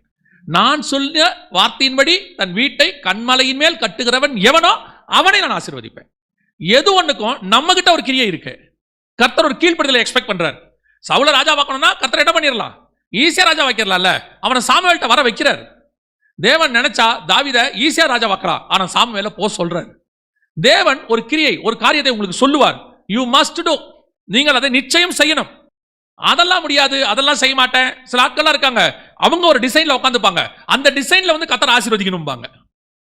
அதுவும் இந்த காலத்துல இருக்க நம்ம யங்ஸ்டர்ஸ் நிறைய பேர்ல ஊழியத்துக்கு கர்த்தர் வான்னு சொன்னா அவங்க அதுக்கு ஒரு மறுமொழி கர்த்தருக்கு சொல்றாங்க. இப்ப நான் வேலைக்கு போய் சம்பாரிச்சு ஊழியத்துக்கு நிறைய கொடுக்குறேன். சரியா? வேலைக்கு போய் சம்பாரிச்சு ஊழியத்துக்கு நல்லா கொடுக்குறேன் அப்படின்னா என்ன அர்த்தம்னா, பரலோக பேங்க்ல பணம் இல்லை. ஏசுநாதருக்கு ரொம்ப கஷ்டம், என்ன பண்றதுன்னு தெரியல. தம்பி அவருக்கு அட்வைஸ் கொடுக்குறாப்ல, நீங்க ஒன்றும் பணத்துக்கு கவலைப்படாதீங்க ஆண்டவரே, நான் வேலைக்கு போறேன், போய் சம்பாரிச்சு கொடுக்குறேன், அதை வச்சு நீங்க என்ன பண்ணுங்க. உன்னை எதுக்கு கூப்பிட்டாருனா தம்பி, உன் பணத்துக்காக உன் படிப்புக்காக இல்ல, உன்னை உருவாக்குனதே அவருக்காக. அழைப்புன்னு கர்த்தர் கொடுத்துட்டாருனா உங்கள் பணம் அல்ல, நீங்கள் தான் கர்த்தருக்கு வேண்டும். சிலர் இந்த மாதிரி அட்வைஸ் கர்த்தருக்கே பண்றது. வேதம் சொல்லுது, கர்த்தருக்கு ஆலோசனை சொல்லுகிறவன் யார்? இவங்க ஆண்டவருக்கு ஆலோசனை சொல்லுவாங்க. நான் சொல்றது ஃபார் எக்ஸாம்பிள், இந்த மாதிரி நிறைய இருக்கு. ஆண்டவர் ஒன்று சொல்வாரு, செய்ய மாட்டாங்க. ஆண்டவர் இடத்துல போகும்பாரு, ஒரு இடத்துல வேலைக்கு போகும்பாரு, போக மாட்டாங்க. பல நேரத்தில் நீங்க ஒன்று சொல்லுவீங்க, கரெக்டா நீங்க என்ன வேணாங்கிறீங்களோ அதான் உங்க வாழ்க்கையில் நடக்கும். பார்த்துருக்கீங்களா? அப்புறம் ஆண்டவர் வர சொல்லுவாங்க, நான் என்ன வேணானேனோ அதைத்தான் கர்த்தர் கரெக்டா செஞ்சாருன்னு. நீங்க அதை ஆப்போசிட்டா புரிஞ்சுட்டீங்க. நீங்க வேணான்னதை அவர் செய்யல, அவர் செய்ய போறதை நீங்க வேணான்னு சொல்லிட்டு இருந்தீங்க தன்னால. உங்களுக்காக கர்த்தர் டிசைனை என்னைக்கும் மாற்ற மாட்டார். நீங்கள் தாயின் கருவில் உருவாகும் போதே கர்த்தர் வந்து முன் குறிச்சிட்டார். ஆனா உங்களுடைய மாம்சம் அதுக்கு ஆப்போசிட்டா போயிட்டே இருக்கு. பல நேரங்களில் காட் உங்களுக்குன்னு ஒன்று சொல்லியிருப்பார், அதை நீங்க செய்யணும். நீ கேரித்தாற்றங்கரையில் போய் இருங்க, வர வேண்டிய காக்கா தானா வரும். காக்கா வருமா? வரும். காக்காவுடைய சுபாவம் எடுத்துக்கிட்டு போறது, நம்ம கையில இருந்து எடுத்துட்டு போறது. ஆனால் எடுத்துட்டு போற காக்காவை கொண்டு வந்து கொடுக்க வைக்க அவர் வல்லமை உள்ளவராய் இருக்கிறார். எங்க? கர்த்தர் சொல்ற இடத்துல இருக்கணும், கர்த்தர் சொல்ற இடத்துல வேலை பார்க்கணும், கர்த்தர் சொல்ற இடத்துல படிக்கணும், கர்த்தர் சொல்ற இடத்துல கல்யாணம் பண்ணணும், கர்த்தர் சொல்ற இடத்துல குடியிருக்கணும். எல்லாம் இருக்கு, அத்தனையும் இருக்கு. யோசிச்சு பாருங்க, சில நேரங்களில் கர்த்தர் நமக்கு நன்மையான ஈவுகளை தான் செய்வார். கர்த்தர் நிச்சயம் அவருடைய கரத்தில் தீமை என்பது கிடையவே கிடையாது. உங்களை சில இடங்களுக்கு கர்த்தர் போக சொல்லுவார். கேரித்தாற்றம் கரையில் இருங்கன்னா இருப்பார். இந்த இடத்துல எப்படிங்க இருக்கிறது, இந்த காக்கா நாளைக்கு வருமா வராதா அந்த கவலை உங்களுக்கு தேவையில்லை. இன்னைக்கு வந்துச்சா அதோட நிறுத்தணும். இல்ல, அது எப்படி ஒரு மனுஷனா பிறந்தா நாளைய பத்தி கவலை இருக்காதா? மனுஷனுக்கு நாளைய பத்தின கவலை கண்டிப்பாக இருக்கும், தேவ மனுஷனுக்கு இருக்காது. ஏன்னா நேற்று நடத்தினவர் இன்னைக்கு நடத்தி இருக்கிறார், நாளையும் நடத்துவார். நான் என்னையுமே எப்பவுமே வச்சுப்பேன், ஒன்றும் இல்லாம வெறும் கையா நான் ஆண்டவரை பிடிச்சேன் 22 வருஷத்துக்கு முன்னாடி. இன்னைய வரைக்கும் கர்த்தர் நடத்த வல்லமை உள்ளவராய் இருக்கிறார். அல்லேலூயா. அதனால சொல்றேன், தைரியமா கேரித்தாற்றங்கரைக்கு போங்க. நான் படிச்சிருக்கேன், இவ்வளவு சம்பாதிக்கிறேன், இதை விட்டுட்டு கர்த்தர் போக சொல்றாரு, எங்க போவேன், என்ன ஆவேன், அந்த கவலை உங்களுக்கு தேவையில்லை. உலக பிரகாரமாயும் சரி, ஆவிக்குரிய விதத்திலும் சரி, கர்த்தர் உங்களை போஷிக்கிறதுக்கு ஒரு நல்ல சபை கொடுத்துருப்பாரு. நான் இன்னும் எங்க பாஸ்டருக்காக நான் ஒவ்வொரு மெசேஜ்லையுமே சொல்றேன், இன்னும் போக போக எனக்கு அவர் மேல மதிப்பு கூட்டிட்டு தான் போகுது. ஏன்னா இன்னைக்குள்ள நிறைய ஊழியக்காரங்களை பார்க்கிறோம், இன்னைக்குள்ள ஊழியங்களை பார்க்கிறோம். அன்னைக்கு அந்த தேவ மனுஷன் எங்களை வளர்க்கும் போது கர்த்தர் எங்களை கொண்டு போய் ஒரு நல்ல ஆவிக்குரிய சபையில உட்கார வச்சார். முதல் 20 வருஷம் எங்களுக்கு அப்படி போதிச்சாங்க. அங்க உருவாக்கப்பட்டதோட விளைவு நாங்கள் இன்னைக்கு ஊழியக்காரராய் நிற்கிறோம். அங்கே நல்ல அப்பமும் கொடுக்கப்பட்டது, அதே நேரத்தில் உலக பிரகாரமாயும் கர்த்தர் ஆசீர்வதிச்சார். இது ரெண்டையும் கர்த்தர் கொடுப்பார். ரெண்டாவது, இப்போ நீங்க கேரித்தாற்றங்கரையில் என்ன ஆவீங்க, செட்டில் ஆயிருவீங்க. என்ன ஆயிருவீங்க, நல்லா இருக்கும். தண்ணி நல்ல பியூர் வாட்டர் வருது, நல்ல இறைச்சி, நல்ல அப்பம், அதுவும் ஃப்ரெஷ் ஃபுட்டு வருது, ஃப்ராசன் கூட கிடையாது. காலையில் வருது, சாயங்காலம் வருது, சாப்பிட்டோமா தூங்கணுமா ஜோம் பண்ணோமா, சாப்பிட்டோமா தூங்கணுமா ஜோம் பண்ணோமா, வேற வேலையே இல்லை. சோத்திர ஆண்டவரே, பிரைஸ் தி லார்ட். கர்த்தர் எங்களை நல்ல சுகமாய் தாபரிக்க பண்ணினார். ஆண்டவர் சொல்வார், போதும் எழுந்திருச்சு இன்னொரு இடத்துக்கு போகும்பார். ஆண்டவரே இங்கே நல்லா இருக்கே, நல்லா தானே போயிட்டு இருக்கு, நீங்க பாருங்க ஆண்டவரே, மாலையும் காலையும் காக்கா வருது. ஆண்டவர் சொல்றாரு, காக்காவை ஸ்டாப் பண்ண போறேன். காக்காவை ஸ்டாப் பண்ண போறீங்களா? அப்புறம் தண்ணியும் வத்தி போயிடும், அதுக்கப்புறம் அங்க இருக்க முடியாதுல்ல. இப்ப அடுத்த இடத்துக்கு போக சொல்றாரு. வாசிங்க 1 ராஜாக்களின் புஸ்தகம் 17ஆம் அதிகாரம் 8-9 வசனங்கள். அப்பொழுது கர்த்தருடைய வார்த்தை அவனுக்கு உண்டாயிற்று. அவர், நீ எழுந்து சீதோனுக்கு அடுத்த சாரிபாத் ஊருக்கு போய் அங்கே தங்கியிரு, உன்னை பராமரிக்கும்படி அங்கே இருக்கிற ஒரு விதவைக்கு கட்டளையிட்டேன் என்றார். இரண்டாவது, நீங்கள் பஞ்சம் கொடிதாகுது. இன்னும் அப்படி கொடிதா மாற மாற மாற கர்த்தர் உங்களை ரீப்ளேஸ் பண்றார், வேற இடத்துக்கு கொண்டு போவார். இது ரெண்டாவது பார்ட், உங்க லைஃப்ல கர்த்தர் செய்யற ரெண்டாவது பார்ட். பஞ்சம் கொடிதானா என்ன பண்ணணும்? நம்மளை பொறுத்த வரைக்கும் நம்ம என்ன செய்வோம், முன்னாடியை விட இப்போ கொஞ்சம் பஞ்சம் அதிகமாச்சுன்னா நாம எப்பவுமே என்ன செய்வோம்னா, இருக்கிறத கொஞ்சம் அட்ஜஸ்ட் பண்ணி வாழ்க்கையை ஓட்டணும்னு நினைப்போம். அப்படிதானே? விலைவாசி ஏறிடுச்சுன்னா நம்ம என்ன பண்ணுவோம், ரொம்ப விலைவாசி ஏறிடுச்சு, இப்போ கரண்ட் பில்லு ஏறிடுச்சுன்னு சொன்னால் நம்ம என்ன பண்ணுவோம், லைட்டை கொஞ்சம் ஆஃப் பண்ணுங்க, ஃபேன் ஆஃப் பண்ணுங்க, ரொம்ப கரண்ட் பில் ஏறுது. நம்மளை சுருக்கிக்க நினைப்போம், நம்ம கொஞ்சம் சிக்கனமாக வாழணும்னு நினைப்போம், கொஞ்சம் அட்ஜஸ்ட் பண்ண நினைப்போம்ல. இவர் என்ன பண்ணுறாரு தெரியுமா, அப்பமும் இறைச்சி முடிஞ்சிருச்சு, தண்ணி முடிஞ்சிருச்சு, நீ இன்னொரு வீட்டுக்கு போ, நான் சொல்கிறேன்னு அந்த வீட்டுக்கு அனுப்புகிறாரு. அந்த வீட்டுக்கு போனால் அந்த வீட்டில் ஒரு அப்பத்துக்கு தான் என்ன இருக்கு, மாவே இருக்க, சாப்பிட்டு சாவலான் இருக்கிற வீடு அது, சாப்பிட்டு சாவலான் இருக்க வீடு. ஆனால் கர்த்தர் சொல்கிறாரு, அந்த வீட்டுக்கு நீ போ, அந்த வீட்டுக்கு நீ போ. அவர் சொல்ற வார்த்தை பாருங்க, அங்கே தங்கியிரு, உன்னை பராமரிக்கும்படி ஒரு விதவைக்கு. அங்க போனா அந்த அம்மாவே சாப்பாடு இல்லாம இருக்கு.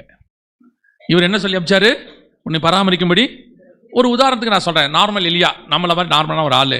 இப்போ ஆண்டவர் ரொம்ப கேரித்தாட்டங்கரில் உங்கள்கிட்ட சொல்றாரு, இங்கேருந்து புறப்பட்டு நீ என்ன செய்ய, ஒரு உதாரணத்துக்கு சொல்றேன், நீ சென்னைக்கு போ, அங்கே ஒருத்தர் உன்னை பராமரிக்கும்படி உன்னை கட்டளையிட்டு இருக்கிறேன். அப்போ போகும்போது நம்ம என்ன மைண்ட் செட்டில் போவோம், இங்கே பஞ்சம், கர்த்தர் அங்கே அனுப்புறாரு, அது எப்படி இருக்கும், இதை விட கொஞ்சம் பெட்டராக தான் இருக்கும். அதனால தான் கர்த்தர் நம்மளை என்ன பண்ணுறாரு, இங்கேருந்து அங்கே அனுப்புறாரு. அங்கே போனால் நம்மளை பராமரிக்கணும். அந்த அம்மா கிட்ட போனால் அந்த அம்மா சொல்லுது, நான் சாவ போகிறேன், மிச்சம் மீதி இவ்வளோ தான் இருக்கே, நாளைக்கு நானும் என் பையனும் சாவலான்னு இருக்கோம் அப்படின்னா எலியாவுக்கு எப்படி இருக்கும் பாருங்க. ராங் பிளேஸ் கொண்டோமோ. ஆக்சுவலாக இந்த ஊர் சாரிபா தானே, ஆமாம். அந்த வீடு நீங்கள் தானே, ஆமாம். உங்களுக்கு வீட்டுக்காரில் இல்லை, கரெக்டாக தான் வந்திருக்கிறேன். இந்த வீடே சாப்பாடு இல்லாமல் இருக்குது. இப்போ நம்ம என்ன பண்ணுவோம், சில நேரங்களில் உங்கள் ஆவிக்குரிய வாழ்க்கையுடைய அடுத்த ஸ்டெப் நீங்கள் கொண்டு போகும்போது நீங்கள் நினைக்கிற இடம் அரண்மனையாக இருக்காது, அது வனாந்தரமாக இருக்கும், கடினமான பாதையாக இருக்கும். இப்போ அவர்களால் உங்களுக்கு ஆசீர்வாதம் அல்ல, உங்களை அவர்களுக்கு ஆசீர்வாதமாய் கர்த்தர் மாற்றுவார், அவர்களுக்கு ஆசீர்வாதமாய் மாற்றுவார். எலியா வீட்டுக்குள்ள காலை வச்சா மாவும் எண்ணெயும் குறைவுபடாதபடி போயிட்டே இருக்கும். இதுதான் உங்களுடைய ஆவிக்குரிய வாழ்க்கையோட செகண்ட் பார்ட். நாம் என்ன நினைக்கிறோம், பணம் இருக்கா அடுத்து கோடீஸ்வரன் ஆகணும்னு நினைக்கிறோம். இப்ப ஆசீர்வதிச்சிருக்காரா, இதை விட இன்னும் பெருசா இருக்கணும், இன்னும் எக்ஸ்பேண்ட் ஆகணும். போக போக அதானுங்க வளர்ச்சி. ஆவிக்குரிய வளர்ச்சி என்பது அதல்ல. நீங்க இருக்கிற இடத்தை பேஸ் பண்ணி ஆவிக்குரிய வளர்ச்சி அல்ல, உங்களை பேஸ் பண்ணி தான் ஆவிக்குரிய வளர்ச்சி இருக்கு. இப்போ உங்களுக்கு தெரியும் நினைக்கிறேன், ஆக்கிலா பிரிஸ்கிலா குறித்து வேதம் சொல்லுது. ஆக்கிலா பிரிஸ்கிலாவே பாத்தீங்கன்னா கிலாவுடி ராயன் யூதர்களை எல்லாம் வெளியே போங்க இத்தாலியை விட்டு அப்படின்னு சொன்ன உடனே அவங்க புறப்பட்டு என்ன செய்யறாங்க, ஊரை விட்டு போயிட்டாங்க. அவங்க புறப்பட்டு போய் கொரிந்தில் இருக்கிறாங்க. அங்க யார் போறது? பவுல் போறார்.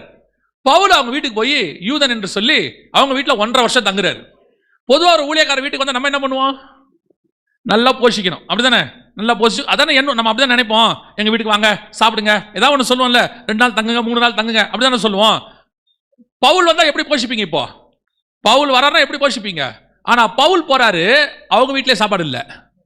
பவுல் பார்க்கறாரு அநேக நாள் அங்க தங்க வேண்டி இருந்தபடினால் அவர்களோடு கூட சேர்ந்து அவர் என்ன பண்றாரு, டென்ட் போடுற வேலை பார்க்குறாரு, பார்த்துட்டு இருக்கிறாரு. இப்ப பவுல் கேட்கல ஆண்டவர்கிட்ட, எதுக்கு இவனுங்க வீட்டில் என்ன வச்சிருக்கிறீங்க? நான் ஊழியத்துக்கு வந்தேன், என்ன போஷிக்கிற அளவுக்கு இவங்களுக்கு என்ன இல்லை, பலன் இல்லை, இவங்களே கஷ்டப்பட்டு இருக்காங்க. சரி நானும் இவங்க கூட சேர்த்து வேலை பார்க்குறேன், அதெல்லாம் இருக்கட்டும், என்ன ஏன் இங்கே வச்சிருக்கீங்க? அதுவும் 1.5 வருஷம் வச்சிருக்காரு. எத்தனை வருஷம்? 1.5 வருஷம். அந்த அதிகாரத்தை படிக்கும் போது ஆவியானவர் ஒரு காரியம் சொல்லி கொடுத்தாரு. பவுல் அங்கிருந்து எபேசுக்கு போறாரு. போகும்போது வசனம் சொல்லுது, ஆக்கிலாவும் பிரிஸ்கில்லாவும் அவரோடு கூட போனார்கள். அங்க போன உடனே வசனம் சொல்லுது, பவுல் அவர்களை விட்டு நீங்கினான், தனியா போயிட்டாரு, விட்டுட்டு போயிட்டாரு. அங்க இருந்தவங்களை கூட்டு வந்து இங்க விட்டுட்டு இவர் போயிட்டாரு.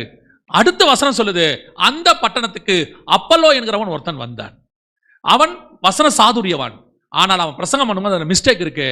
ஆக்கிலாவும் பிரிஸ்கில்லாவும் அவனை சேர்த்து கொண்டு தேவனுடைய மார்க்கத்தை திட்டமாய் அவனுக்கு போதித்தார்கள்.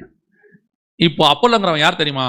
நான் நட்டேன், அப்பல்லோ நீர் பாய்ச்சினான். ஆனா இந்த அப்பல்லோ நீர் பாய்ச்சுற அளவுக்கு அவனை உருவாக்குறதுக்கு இந்த ஆக்கிலா பிரிஸ்கில்லா தேவை. இந்த ஆக்கிலா பிரிஸ்கில்லா உருவாக்குறதுக்கு அந்த பவுல் தேவை. அந்த பவுல் அவங்க வீட்டில் போய் தங்கி இருந்தாதான் இந்த ப்ராசஸ் நடக்கும். நான் சொல்றது புரியுதா?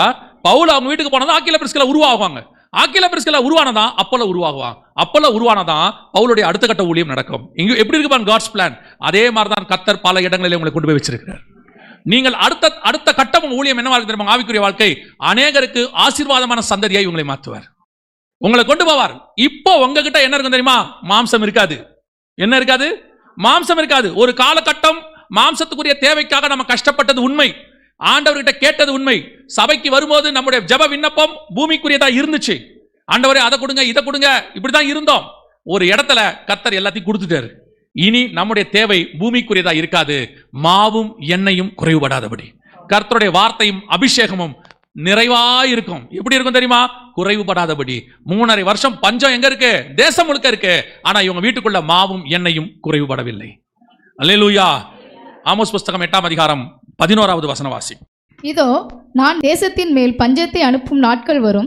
ஆகார குறைவினால் உண்டாகிய பஞ்சமல்ல, ஜலக்குறைவினால் உண்டாகிய தாகமும் அல்ல, கர்த்தருடைய வசனம் கேட்க கிடையாத பஞ்சத்தை அனுப்புவேன் என்று கர்த்தராகிய ஆண்டவர் சொல்லுகிறார். அதுதான் அந்த காலத்துல இருந்த பஞ்சம். கர்த்தருடைய வசனம் இல்ல இஸ்ரவேல்ல. எலியா சொல்றாரு, நான் ஒருவன் மாத்திரம் மீந்து இருக்கிறேன், எல்லாரும் போயிட்டாங்க, எல்லாம் முடிஞ்சிருச்சு. கர்த்தர் சொல்றாரு, நேரா சாரிபாத் வீட்டுக்கு போ. எதுக்கு ஆண்டவரே? அங்க நீ போ, நீ உள்ள போயிட்டினா மாவும் எண்ணெயும் அந்த வீட்டுக்குள்ள இருக்கும், அது குறைவுபடாதாக இருக்கும். பஞ்சம் உள்ள காலத்தில் ஆனா அந்த வீட்டுக்குள்ள மட்டும் மாவும் எண்ணெயும் குறைவுபடாது. இப்போ உங்களுக்கு நாங்கள் சொல்லுகிறோம், இன்னைக்கு உலகம் வசன பஞ்சத்துக்குள் நுழைஞ்சிருக்கிறது. சபைகள் எதில் நுழைஞ்சிருக்குது? வசன பஞ்சம். எனக்கு ரொம்ப துக்கமான விஷயம் என்னன்னு கேட்டீங்கன்னா, ஒரு காலத்தில் கேட்டுக்கிட்டு இருந்தாங்க, ஒரு டாக்டரை பத்தி சொன்னா நல்ல டாக்டரா அப்படின்னு கேட்பாங்க. அப்படிதானே கேட்பாங்க? ஒரு நல்ல டாக்டர் இருந்தா சொல்லுங்க. பிள்ளைய ஸ்கூல்ல சேர்க்கும் போது ஒரு நல்ல ஸ்கூல் இருந்தா சொல்லுங்க. டியூஷனுக்கு அனுப்பும் போது ஒரு நல்ல டியூஷனா இருந்தா சொல்லுங்க அப்படிம்பாங்க. இப்போ ரொம்ப மோசமான ஒன்று சொல்றாங்க, நல்ல சபை இருந்தா சொல்லுங்க. சபை என்பது உலகத்திலிருந்து வேறு பிரிச்ச உள்ள ஒரு நல்ல இடம். அப்படிதான் இருந்துச்சு. கர்த்தர் அப்படிதான் சபையை உண்டாக்குனார். ஆனா இன்னைக்கு சபையிலேயே என்ன வந்துருச்சு? நல்ல சபை கெட்ட சபைன்னு வந்துருச்சு. கர்த்தர் உண்டாக்கும் போது நாட்டு மிருகம் காட்டு மிருகம் உண்டாக்குனாரு, ஆனா எல்லாம் நல்லது என்று கண்டார். ஆனா நோவோட பேழைக்குள்ள போகும்பொழுது சுத்தமானது அசுத்தமானதுன்னு உள்ள போகுது. கர்த்தர் உண்டாக்கும் போது எல்லாமே என்னதுதான்? நல்லதுதான். ஆனா ஒரு 2000 வருஷத்துக்குள்ள சுத்தம் அசுத்தமாய் மாறிடுச்சு. அதே மாதிரி தான் கர்த்தர் சபையை உண்டாக்கும் போது சபை எல்லாமே நல்ல சபை தான். சபை எல்லாமே நல்ல சபை தான். ஆனா இந்த 2000 வருஷத்துல சுத்தமான சபை அசுத்தமான சபைன்னு மாறிடுச்சு. அதனாலதான் நம்ம என்ன கேட்கிறோம்? நல்ல சபை இருந்தா சொல்லுங்க, சத்தியம் உள்ள சபையா சொல்லுங்க. கிடைக்கிறது கஷ்டமா இருக்கு, கிடைக்கிறது கஷ்டமா இருக்குது. அது பஞ்சம், வசனம் பஞ்சம். கர்த்தர் சொல்றாரு, அந்த வீட்டுக்குள்ள போ, அந்த சபைக்கு போ, அந்த சபைக்கு தேவையான வார்த்தை, அந்த வீட்டுக்கு தேவையான வசனம், அந்த வார்த்தைக்கு தேவையான அபிஷேகம் எல்லாம் அங்கே இருக்கும். அது குறைவுபடாதபடி அதற்கு உங்களை கர்த்தர் எடுத்து பயன்படுத்துவார். நீங்க சுத்தி இருக்கிற இஸ்ரவேல் பஞ்சத்தை பார்க்க கூடாது, சுத்தி இருக்கிற இஸ்ரவேல் பஞ்சத்தை பார்க்க கூடாது, அந்த வீட்டுக்குள்ள இருக்கிற ஆசீர்வாதத்தை மட்டும் பார்க்கணும். ஒருவேளை முழுக்க பஞ்சமாய் மாறினாலும் ஒரு சாரிபாத் வீடு இருக்கும், அங்கே உள்ளே மாவும் எண்ணெயும் குறைவுபடாமல் இருக்கும். எங்க இருக்கிறவனுக்கும் ஒண்ணு தோணும், அந்த வீட்டுக்கு போனா சாப்பாடு கிடைக்கும். பக்கத்துல இருக்கிறவனுக்கு தோணும், இங்க எங்க ராஜா வீட்டுல கூட என்ன இல்ல, சாப்பாடு இல்ல, ராஜாவுடைய குதிரைக்கு என்ன இல்ல, புல்லு இல்ல. ராஜா சொல்றாரு, நம்ம குதிரைக்கு புல்லு தேடி நான் ஒரு பக்கம் போறேன், உபதியா ஒரு பக்கம் போன்னு சொல்றாரு. அந்த பஞ்சம் முடிகிற வரைக்கும் அந்த வசனம் பாருங்களேன், 17-16. கர்த்தர் எலியாவை கொண்டு சொன்ன வார்த்தையின்படியே பானையிலே மா செலவழிந்து போகவும் இல்லை, கலசத்தில் எண்ணெய் குறைந்து போகவும் இல்லை. நல்ல வசனம் தெளிவா இருக்கு. பஞ்சம் தான், தேசத்தில் பஞ்சம் தான், வசனம் கிடைக்காது. ஆன்லைன்ல கூட வசனம் கிடைக்காது. இப்போ சொல்றேன், வசன பஞ்ச காலம் வந்துருச்சு. எது சத்தியம் எது சத்தியம் இல்லைன்னு இன்னைக்கு ஜனங்களுக்கு தெரிய மாட்டேங்குது. எது வேத வசனம் எது வேத வசனத்துக்கு புறம்பா இருக்குன்னு கூட தெரிய மாட்டேங்குது. ஏன்னா அந்த அளவுக்கு நூதனமா பிசாசு பேசிக்கிட்டு இருக்கிறான். இப்ப அப்படியே அவனுடையதான உபதேசத்தை நம்ம பைபிள் வசனத்தோட சேர்ந்து மொழிகி மொத்தமா தரோம். அது உள்ள இருக்கிறதான மரணம் இன்னைக்கு ஜனங்களுக்கு தெரியல. சபை அதை விரும்புது. அப்படிப்பட்ட ஊழியக்காரர்களை எழுப்பிட்டான். அவர்கள் துணிகரமாய் பேசுகிறார்கள், துணிகரமா பாவத்தை பேசுறாங்க. அப்படிப்பட்ட சூழ்நிலையில ஒரு சில வீடுகளில் மட்டும் மாவும் எண்ணெயும் குறைவுபடாமல் இருக்கும். ஒரு சில சபைகளில் இருக்கும், ஒரு சில ஊழியர்கள் இருக்கும். அந்த வீட்டுக்குள்ள போய் பஞ்சம் முடிகிற வரைக்கும் அந்த வசனத்தை சாப்பிட வேண்டியது உங்களுடைய வேலை. கர்த்தர் உங்களை நடத்துவாரு. தயவு செய்து நல்ல சத்தியத்தை இப்ப கிடைக்கிற காலம் நல்லா உட்கொள்ளுங்க. எவ்வளவுக்கு முடியுமோ அவ்வளவுக்கு எவ்வளவு வேத வசனத்தை வாசிங்க. எவ்வளவுக்கு எவ்வளவு தேவ சமூகத்தில் உட்காரணும். ஒரு வசனம் நேரம் கொஞ்ச நேரம் 10 நிமிஷம் எக்ஸ்ட்ரானா பாச்ச பார்க்காதீங்க. அதுக்கு எப்படி உங்களை கொண்டு போக முடியும்? வசனத்தினால மட்டும்தான் கொண்டு போக முடியும், வேற எதனாலையும் கொண்டு போக முடியாது. கிரியையினால் அல்ல, கிருபையினால். கவனிச்சு கொள்ளுங்க, மாவும் எண்ணெயும் குறைவுபடாத இருக்கிற வீடு தான் கர்த்தரால் ஆசீர்வதிக்கப்பட்ட வீடு. அங்க வழினா எங்க சர்ச்செல்லாம் 7 நாளும் இருக்கும் தெரியுமா? இப்ப அப்படி வைக்க முடியல, ரொம்ப ஆதங்கமா இருக்கு எனக்கு. எங்க சர்ச்சு 7 நாள் நடக்கும். காலையில் 5 to 6 ஆராதனை, 5:30 to 6:30 பிரேயர் நடக்கும். ஈவினிங் 7 to 8 நடக்கும்.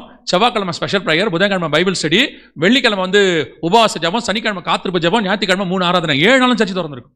இதுக்கு நடுவில் ஓப்பன் ஏர் மினிஸ்ட்ரி வேற போவோம் நாங்க. 7 நாளும் சர்ச்சு இருந்துச்சு. இன்னைக்கு அதான் காலேஜ் படிக்கும்போது நான் சொல்றேன், உடனே நீங்க நினைக்காதீங்க ஓ இவர் எதுவும் வேலை வெட்டி இல்லாம போயிட்டார் போல சர்ச்சுக்குன்னு. காலேஜ் படிக்கும்போது விட்டுட்டு வருவாங்க சகோதரிகள்லாம் 6 மணிக்கு வேலையை முடிச்சுட்டு ஹேண்ட்பேக்கோட ஓடி வருவாங்க பிரேயருக்கு 7க்கு. அன்னைக்கு அந்த வாஞ்சை அந்த சபையிலிருந்து கிட்டத்தட்ட குறைஞ்சபட்சம் 50 100 ஊழியக்காரன் உருவாயிருக்கிறான். நீங்கள் வசனத்துக்கு தாகம் உள்ளவர்களா இருக்கணும். நீங்க வசனம் இருக்கிற இடத்துக்கு தான் போகணும். வசனம் நல்லா கிடைக்குதா, எவ்வளவு கிடைச்சாலும் உட்கொள்ளுங்க. கவனிச்சு கொள்ளுங்க.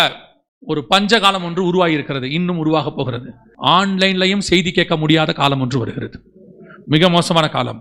நீங்க வெளியவே வர முடியாது, பகல்ல வெளியும் வர முடியாது, உங்களுடைய நெட்டும் வேலை செய்யாது. அது நடக்குமானா அதுக்கான வேலையெல்லாம் முடிஞ்சிருச்சு. நம் காலத்திலே அது நடக்கும். நீங்க இப்ப ஆன்லைன் முழுக்க உங்களுடைய டிபெண்டன்சி எது மேல இருக்குது? ஆன்லைன் மேல இருக்கு. ஆன்லைனே கிடைக்காது கொஞ்ச நாளைக்கு, மேபி 72 hours, மேபி 60 hours, அல்லது ஒரு வாரம் 10 நாள். அந்த நாள்ல என்ன பண்ணுவீங்கன்னு பாருங்க. உலகமே ஸ்தம்பிக்க போகுது. ஆண்டவர் சொன்ன அந்த காலம் வருது. தயவு செய்து இப்பவும் சொல்றேன், உங்களுக்கு கொடுக்கப்படுகிற காலத்தை பிரயோஜனப்படுத்திக் கொள்ளுங்கள். இயேசு சொல்றாரு, இப்பயே நீங்கள் பிரயோஜனப்படுத்தாவிட்டால் ஒருவரும் கிரியை செய்ய முடியாத காலம் ஒன்று, ராக்காலம் ஒன்று வருகிறது. அப்பொழுது என்ன செய்வீர்கள்? எல்லாம் தெரியும், ஆனா கேட்க மாட்டேங்கிறீங்க. தயவு செய்து உங்கள் பிள்ளைகளுக்கும் சொல்லிக் கொடுங்க.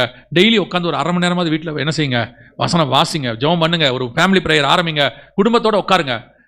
நாங்கள் ரொம்ப பிஸி, சம்பாதிக்கிறோம், பிள்ளைகளுக்கு சம்பாதிக்கிறோம், பேர பிள்ளைகளுக்கு சம்பாதிக்கிறோம். நாளைக்கு உங்க பேர பிள்ளைகளுக்கு எதையும் அனுபவிக்க முடியாத சூழ்நிலை ஒன்று வரும். அன்னைக்கு உங்க பிள்ளைகளை காப்பாற்ற போறது இன்னைக்கு இருக்கிற மாவும் எண்ணெயும் மட்டும். அல்லேலூயா. சரி, இதுக்கு அடுத்து எலியா அங்கிருந்து டிராவல் பண்ணி எங்க போனார் பாருங்க, வாசிங்க. 1 ராஜாக்கள் புத்தகம் 19ஆம் அதிகாரம் 4-5 வாசி.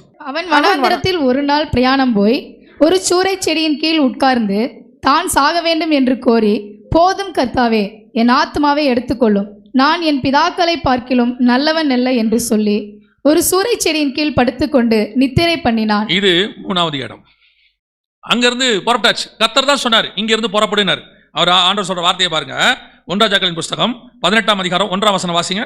அநேக நாள் சென்று 3ஆம் வருஷமாகையில் கர்த்தருடைய வார்த்தை எலியாவுக்கு உண்டாகி, நீ போய் ஆகாபுக்கு உன்னை காண்பி. அவர் தான் சொன்னார், இங்க போதும், இந்த வீட்டில் சாப்பிட்டது போதும், 3 வருஷம் எல்லாம் முடிச்சாச்சு, நல்ல ஒரு பீஸ்ஃபுல்லா ஒரு அமைப்பு வந்துருச்சு. இப்போ இவருக்கு என்ன இருக்கு? எலியாவுக்கு மேல ரூம் இருக்கு, போனோம், கீழே கூப்பிடுவாங்க, வேலைக்கு வந்து சாப்பிட்டோம், மேலே ஜெபம் பண்ணோம், நல்லா போயிட்டு இருக்கு, பீஸ்ஃபுல்லாக போயிட்டு இருக்கு. இப்போ கர்த்தர் கூப்பிட்டு சொல்றாரு, நீ போய் உன்னை யாருக்கு காண்பி? ஆகாப் காண்பி. இப்போ உங்க மைண்ட் எப்படி இருக்கும்? கேரித்தாற்றங்கரில் இருந்தோம், அங்கேருந்து ஒரு நல்ல சாரிபாத் விதவின் வீட்டுக்கு வந்தோம், கர்த்தர் நல்லா போஷிச்சாரு, 3 வருஷம் நல்லா போயிட்டு இருக்கு. இப்போ கர்த்தர் யாரை பார்க்க சொல்றாரு? ராஜாவை பார்க்க சொல்றாரு. மைண்ட் செட் எப்படி இருக்கும்? ஓகே, கர்த்தர் நம்மள என்ன பண்றாரு? இன்னும் கொஞ்சம் அப்கிரேட் பண்றாரு, நம்ம கொஞ்சம் மேல இடத்துக்கு போறோம், ராஜாவை பார்க்க போறோம், பனியும் மழையும் பெய்ய போதுன்னு சொல்லுங்கிறாரு. உடனே ராஜா என்ன பண்ணுவான்? நம்மள கட்டி பிடிச்சி கூட்டு போய் நம்ம எலியா வந்தா அதை நினைச்சிருப்போம். ஓகே, இப்போ வீட்டில இருந்து நம்மள ஆண்டவர் எங்க அனுப்புறாரு? அரண்மனைக்கு அனுப்புறாரு. அப்படின்னா முடிவு என்னவா இருக்குன்னு கேட்டீங்கன்னா, நீங்க வாசிய வசனம் 1 ராஜாக்கள் 19:4-5 சொல்லுது, அவன் அங்கிருந்து வனாந்தரத்துக்கு பிரயாணம் பண்ணி ஒரு சூறைச் செடியின் கீழ் போய் படுத்து, போதும் கர்த்தாவே நான் சாகுறேன் என்றார். இது என்ன? இது வேற மாதிரில இருக்கு. அவன் பனி மழையும் பெய்யும்னா மழை பெஞ்சிருச்சு, ஆசீர்வாதம் வந்துருச்சு, எல்லாம் ஓவர். இப்ப எலியா தூக்கி வச்சு கொண்டாடப்பட வேண்டிய ஒரு ஆள். எல்லாத்துக்கும் இப்ப எலியா கண்ணுக்கு முன்னாடி அற்புதம் செய்யறாரு, ஜெபம் பண்றாரு, கையளவு மேகம் அடிச்சு ஊத்துது, மழை ஆகா புறப்பட்டு போயிட்டாரு, எவ்ரிதிங் இஸ் ஓவர். 3 வருஷ பிரச்சனை சால்வ் ஆயிருச்சு. இனிமேட்டு எலியாவை ஆகாப்பு தூக்கி வச்சு கொண்டாடணும், அதான் நடக்கணும். ஆனா நடந்தது என்ன? அடுத்து கெரித்தாற்றங்கரையில இருந்து சாரிபாத் விதவின் வீட்டுல இருந்து அடுத்து நான் போன இடம் இது வனாந்தரம். ஒரு சூறைச்செடி, முள்செடி, அது கீழே போய் படுத்து கிடக்கிறார். போதும் கர்த்தாவே நான் சாகுறேன். அப்படியே டாப்ல இருக்கு மினிஸ்ட்ரி, டாப்ல இருக்கு. இஸ்ரவேலியே எலியா மாதிரி ஒருத்தன் கிடையாது, அவனை மாதிரி ஒரு சூப்பரான நீங்க பார்க்க முடியாது. அக்கினி இறக்கணும் இறக்குவாரு, மழை இறக்கணும் இறக்குவாரு, அவரை மாதிரி ஒரு ஆளை பார்க்க முடியாது. அந்த மனுஷனுடைய ஊழியம் இன்னைக்கு எங்க இருக்கு? ஒரு சூறைச்செடிக்கு கீழே படுத்து கிடக்கு. எப்படிப்பட்ட நிலைமையில இருக்கு? கர்த்தருக்கு முன்பாக நிற்கிற நான் சொன்னவரு, நான் என் வார்த்தையின்படி ஒண்ணு நடக்காதுன்னு சொன்ன அந்த ஜெய்ஜாண்டி கம்பீரமா இருந்தவர் இன்னைக்கு சொல்றாரு, போதும் ஆண்டவரே, ஐ குவிட், நான் முடிச்சுக்கிறேன், இதுக்கு மேல நான் வாழ விரும்பல. இதுதான் நீங்கள் பிரயாணம் பட போகிற அடுத்த பார்ட். எல்லாருடைய வாழ்க்கையிலும் நிச்சயமாய் ஒரு வனாந்தரம் உண்டு. வனாந்தரத்தை கிராஸ் பண்ணாம பரலோகத்துக்கு போகவே முடியாது. நிறைய பேர் சொல்ற வார்த்தை என்ன? வனாந்தரம்லாம் கிடையாது. பிளஸ்ஸிங்கா பேசுங்க, நெகட்டிவா பேசாதீங்க. பிளஸ்ஸிங்கா பேசினா, பாசிட்டிவா பேசினா அதுக்கு பேர் மோட்டிவேஷனல் ஸ்பீச். இப்ப நம்ம சொல்றோம், பிரச்சனை வரும் வாழ்க்கையில, ஏதோ ஒரு இடத்துல நீங்க கிராஸ் பண்ணுவீங்க. இப்ப நீங்க பாருங்க, இஸ்ரவேல் ஜனங்க வராங்க, அவங்களை செங்கடலுக்கு போகாமையே தேவனால் நினைச்சா கானான் கூட்டிட்டு போயிருக்க முடியும். நீங்க போய் மேப்பை பாருங்க, செங்கடல் போகாம எங்க போலாம்? கானானுக்குள்ள போகலாம், வழி இருக்கு. ஆனா கர்த்தர் அவர்களை செங்கடல் வழியாய் நடத்தினார்னு இருக்கும். You must cross. ஒரு செங்கடல் வரும், நடுவுல ஒரு வனாந்தரம் வரும்.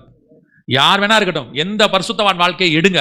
ஆபிரகாம் ஒரு பஞ்சகாலத்துக்குள் கடந்து போனார், ஈசாக்கு ஒரு பஞ்சகாலத்துக்குள் கடந்து போனார், யாக்கோபு லாபான் வீட்டுக்கு கடந்து போகும் ஒரு வனாந்தரத்தை கடந்து போனார், யோசேப்பு சகோதரரால் அடிக்கப்பட்டு சிறைச்சாலைக்கு போனார், இஸ்ரவேல் ஜனங்கள் 40 வருஷம் வனாந்தரத்தில் சுத்தி திரிந்தார்கள், தானியேல் கைவிலங்கு மாட்டப்பட்டு கொண்டு போகப்பட்டார், மொர்தெக்காய் கைவிலங்கு மாட்டப்பட்டு கொண்டு போகப்பட்டார்.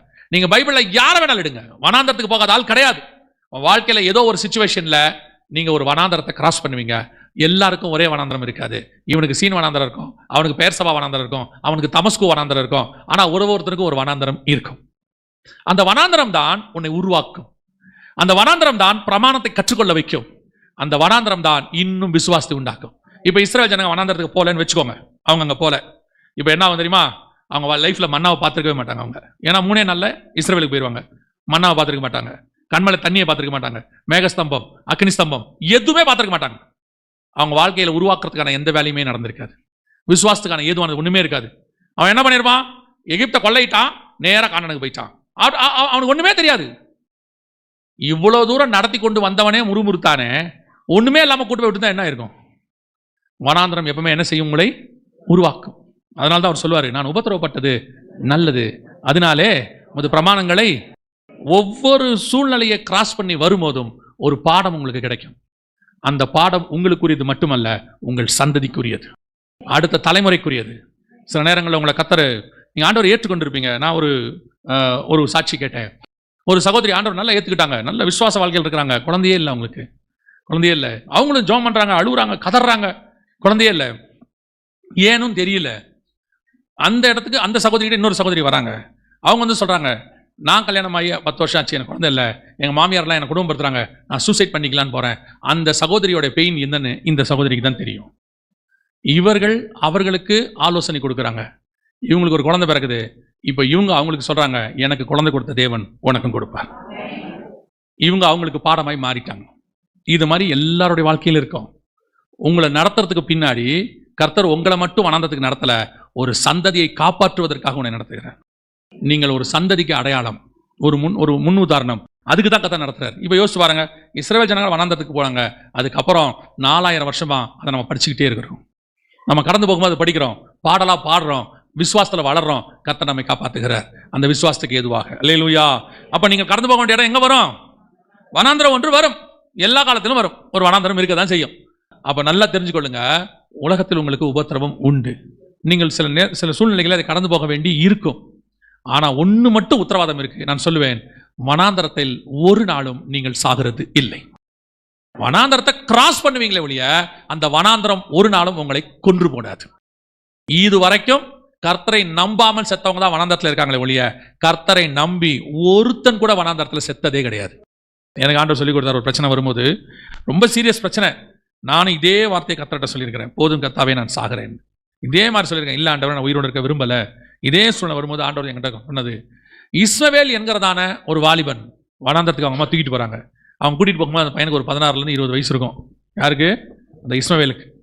அந்த பையனை கூட்டிட்டு போறாங்க. தாகம், தண்ணி, சூரச்செடி கீழே படுக்கிறான். இதே எலியா படுத்த அதே இடம் தான் அவனும். பேர்சபா வனாந்தரம், ஒரு சூரச்செடி கீழே தான் போட்டாங்க அவங்க அம்மா அவனை. ஆனால் அந்த மனுஷனை சாக விடாமல் கர்த்தர் ஒரு நீரூற்றை கொண்டு வந்து அவனை போஷிக்க வல்லமை உள்ளவராயிருந்தார். ஆனா அந்த இஸ்மவேல் யார் தெரியுமா? துஷ்ட மனுஷன் பைபிள் சொல்லுது. உனக்கு ஒரு குமாரனை தருவேன், அவனுக்கு இஸ்மவேல் என்று பெயரிடுவாயாக, அவன் துஷ்ட மனுஷனாய் இருப்பான். ஒரு துஷ்ட மனுஷன், அவனுடைய சத்தம், அவனுடைய அழுகை, அதற்கே தேவன் செவிசாய்த்து வனாந்தரத்தில் அவனுக்கு தண்ணி தருவதற்கு வல்லமை உள்ளவராய் இருப்பாரானால், அவருடைய ரத்தத்தில் மீட்கப்பட்ட நீதிமான்களாகிய உங்களையும் என்னையும் ஒரு நாளும் வனாந்தரத்தில் கர்த்தர் சாக விடவே மாட்டார். ஒரு நாளும் விட மாட்டார்.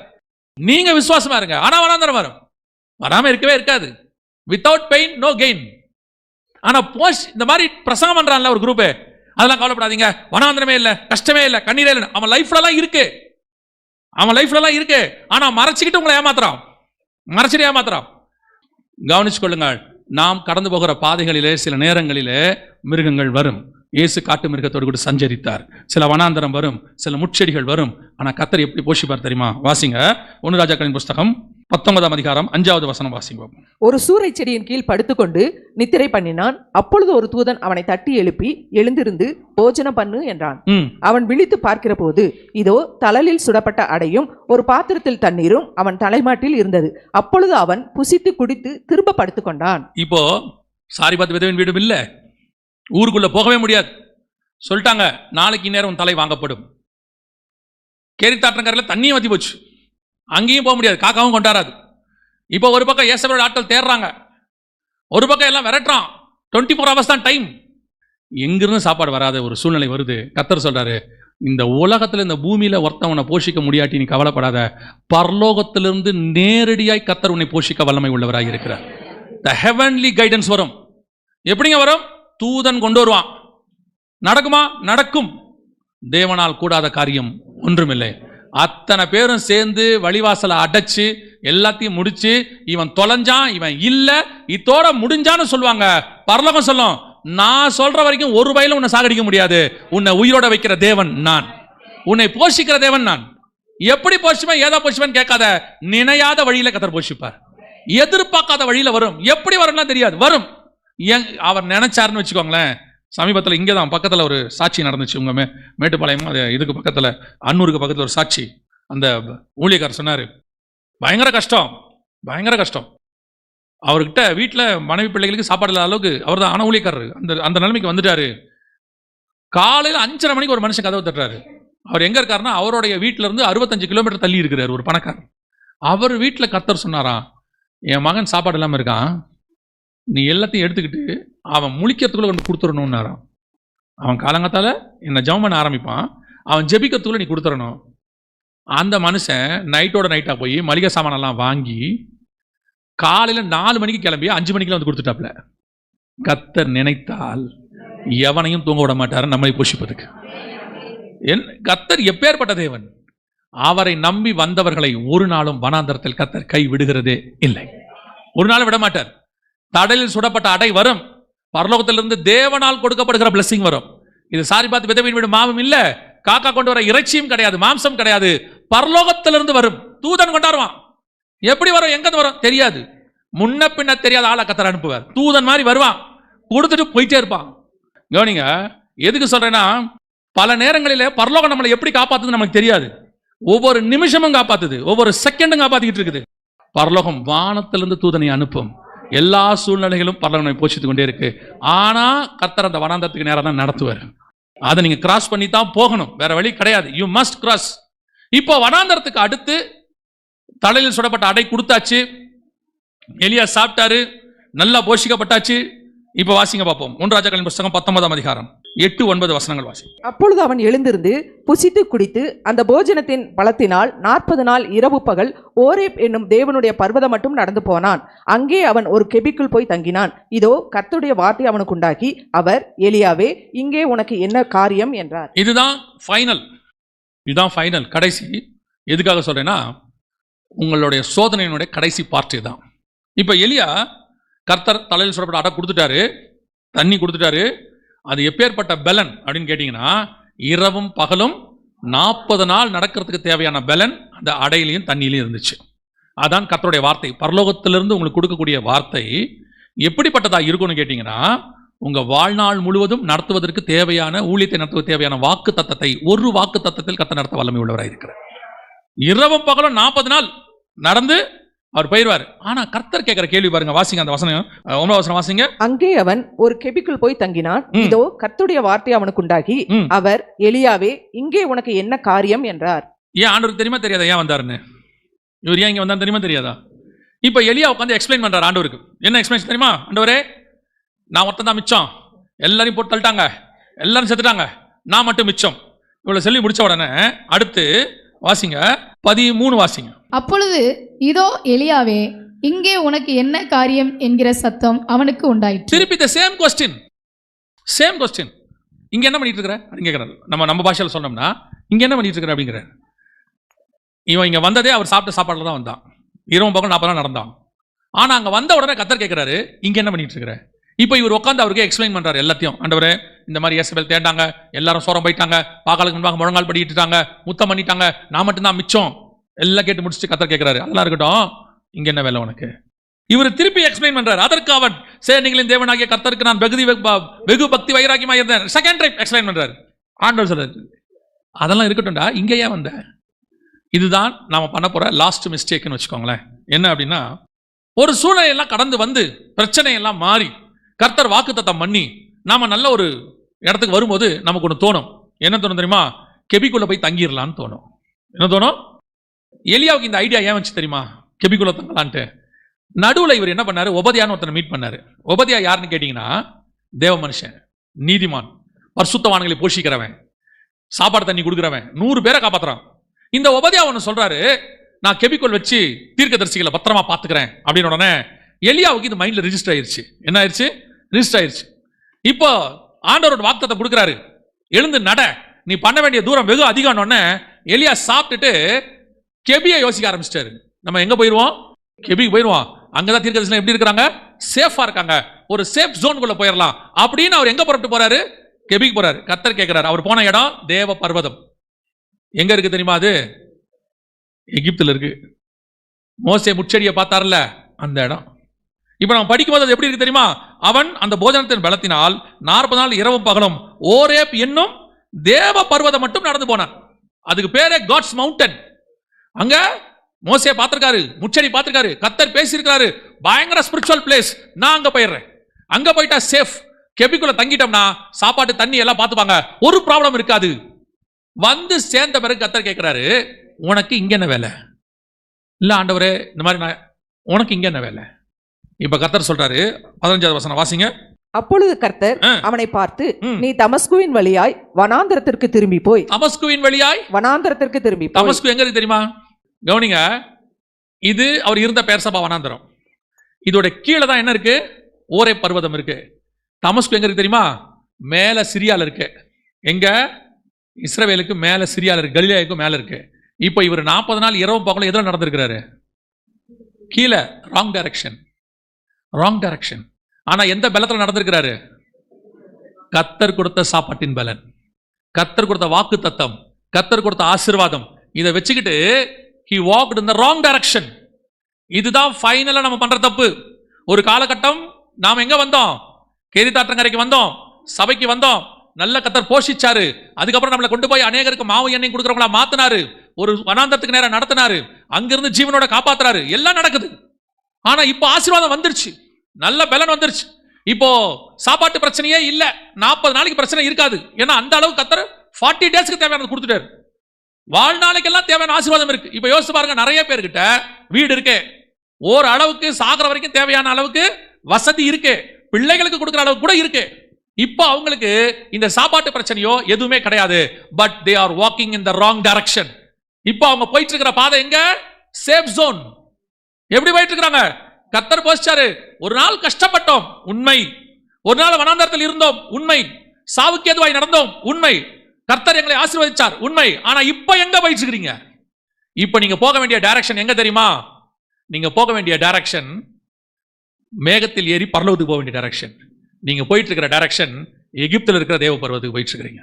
கர்த்தர் சொல்றாரு, you are walking in the wrong direction. நம்ம என்ன நினைக்கிறோம்? ஒரு பீரியடுக்கு அப்புறம் 50 ஆயிடுச்சு, 60 ஆயிடுச்சு, அல்லது ஒரு பிரச்சனை வந்து ஒரு ஆசீர்வாதம் வந்த பிறகு இனிமேட்டு இந்த பிரச்சனை வந்தா நம்ம தப்பிக்கணும், இப்பவே எல்லாத்தையும் என்ன பண்ணிக்கணும்? சேவ் பண்ணிக்கணும். இனி இந்த பிரச்சனையை ஃபேஸ் பண்றதுக்கு தேவையான பலம் நமக்கு வந்துடணும். இதான் நம்ம நினைக்கிறோம். ஆனா கர்த்தர் சொல்றாரு, இன்னைக்கு மன்னா கொடுக்கிற நானு 40 வருஷமும் மன்னா கொடுப்பேன். ஒரு நாள் கூட நீ முன்னாடி எடுத்து வைக்க கூடாது. நீ எப்படி ஓட ஆரம்பிச்சியோ அந்த ஓட்டத்துல இன்னும் விசுவாசத்தில், இன்னும் பலத்தில், இன்னும் பரிசுத்தத்தில் நீ ஓடிட்டே இருக்கணும்.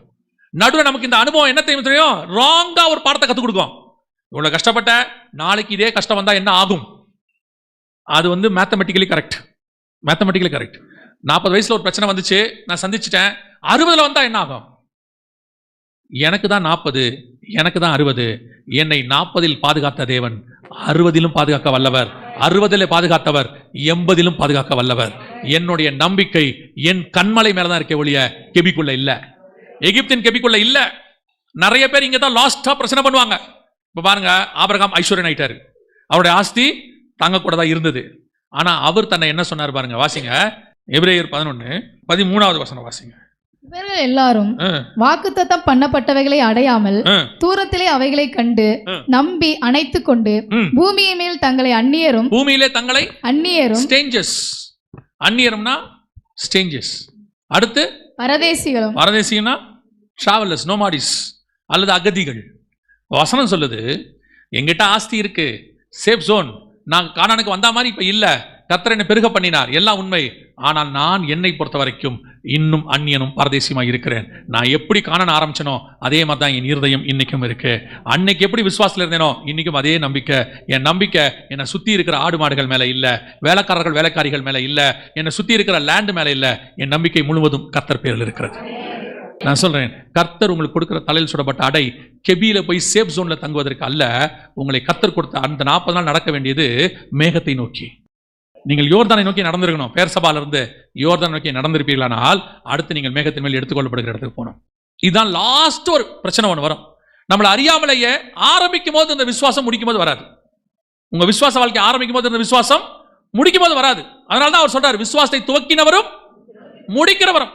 அந்த துவக்கிறவருக்கு முடிக்க தெரியும். ஏன்னா நீங்களும் நானும் இந்த உலகத்தில் இருக்கிறோம், நமக்கு தான் டைம். அவர் டைமே இல்லாத எட்டர்னல்ல இருக்கிறாரு. அவர் அழகா பாதுகாப்பார். அவர் நினைச்சார்னா செத்து கொஞ்ச நேரமான அந்த எபிரேயன் மகளை உயிரோடு எழுப்புவார். அவர் நினைச்சார்னா செத்து 2 நாள் 1 நாள் ஆன நாயின் ஒரு விதவையின் மகனை உயிரோடு எழுப்புவார். அவர் நினைச்சா செத்து 4 நாள் ஆன லாசரவையும் உயிரோடு கூட எழுப்புவார். அவர் நினைச்சார்னா உலர்ந்த எலும்புகளாய் போனவைகளை மீண்டும் உயிரோடு கூட எழுப்புவார். தேவனால் கூடாத காரியம் ஒன்றுமில்லை. உங்க விசுவாசத்தை துவக்கினவர் முடிக்க வல்லவர். பல நேரங்களில் நீங்க உங்க பெலன்ல ஓடணும்ட்டு கெபிக்குள்ள வந்துருவீங்க. நான் கெபிக்குள்ள வந்துட்டா ஏசபேல் கண்டுபிடிக்காது, கெபிக்குள்ள வந்துட்டா உபதியா போஷிப்பான், கெபிக்குள்ள வந்துட்டா சேஃபா இருப்போம். ஆண்டவர் சொல்வாரு, கேரித்தாற்றங்கரையில் காப்பாத்தின உன்னை காப்பாத்தின நான், சாரிபாத் விதவையின் வீட்டில உன்னை காப்பாத்தின நான், சூறை செடிக்கு கீழே உன்னை காப்பாத்தின நான், மேகத்தில் கொண்டு போகிற வரைக்கும் காப்பாற்றுவேன். ஏன்னா உன்னை அழைத்தவர் உண்மை உள்ளவர், முடிவு பரியந்தம் நடத்த போதுமானவராக இருக்கிறார். அல்லேலூயா. உன்னை உருவாக்கினவர், கடைசி வரைக்கும் உன்னை நான் தான் நடத்தணுங்கிறதான அந்த வைராக்கியத்தில் இருக்கிறவர், தன்னுடைய மகிமையை ஒருவனுக்கும் கத்தர் கொடுக்க மாட்டார். அல்லேலூயா. இன்னைக்கு அதான் கத்தர் வாக்கு பண்ணுகிறார். உன்னை திஸ்பியனாகிய எலியா, கீலேயாத்தின் குடிகளிலே கண்டுபிடிச்ச எலியா மேகம் வரைக்கும் உங்களை நடத்த போதுமானவராக இருக்கிறார். எல்லா சூழ்நிலையும் போஷிப்பார், காக்கா வச்சு போஷிப்பார், விதவின் வீட்டில் போஷிப்பார், சூரச்செடி கீழே போஷிப்பார். அதற்கு பிறகு போஷிக்க வேண்டிய அவசியமே இருக்காது. நீங்கள் மேகத்துக்குள்ளே போயிருவீங்க, அங்கே புசிப்பும் குடிப்பும் அல்ல. அல்லேலூயா.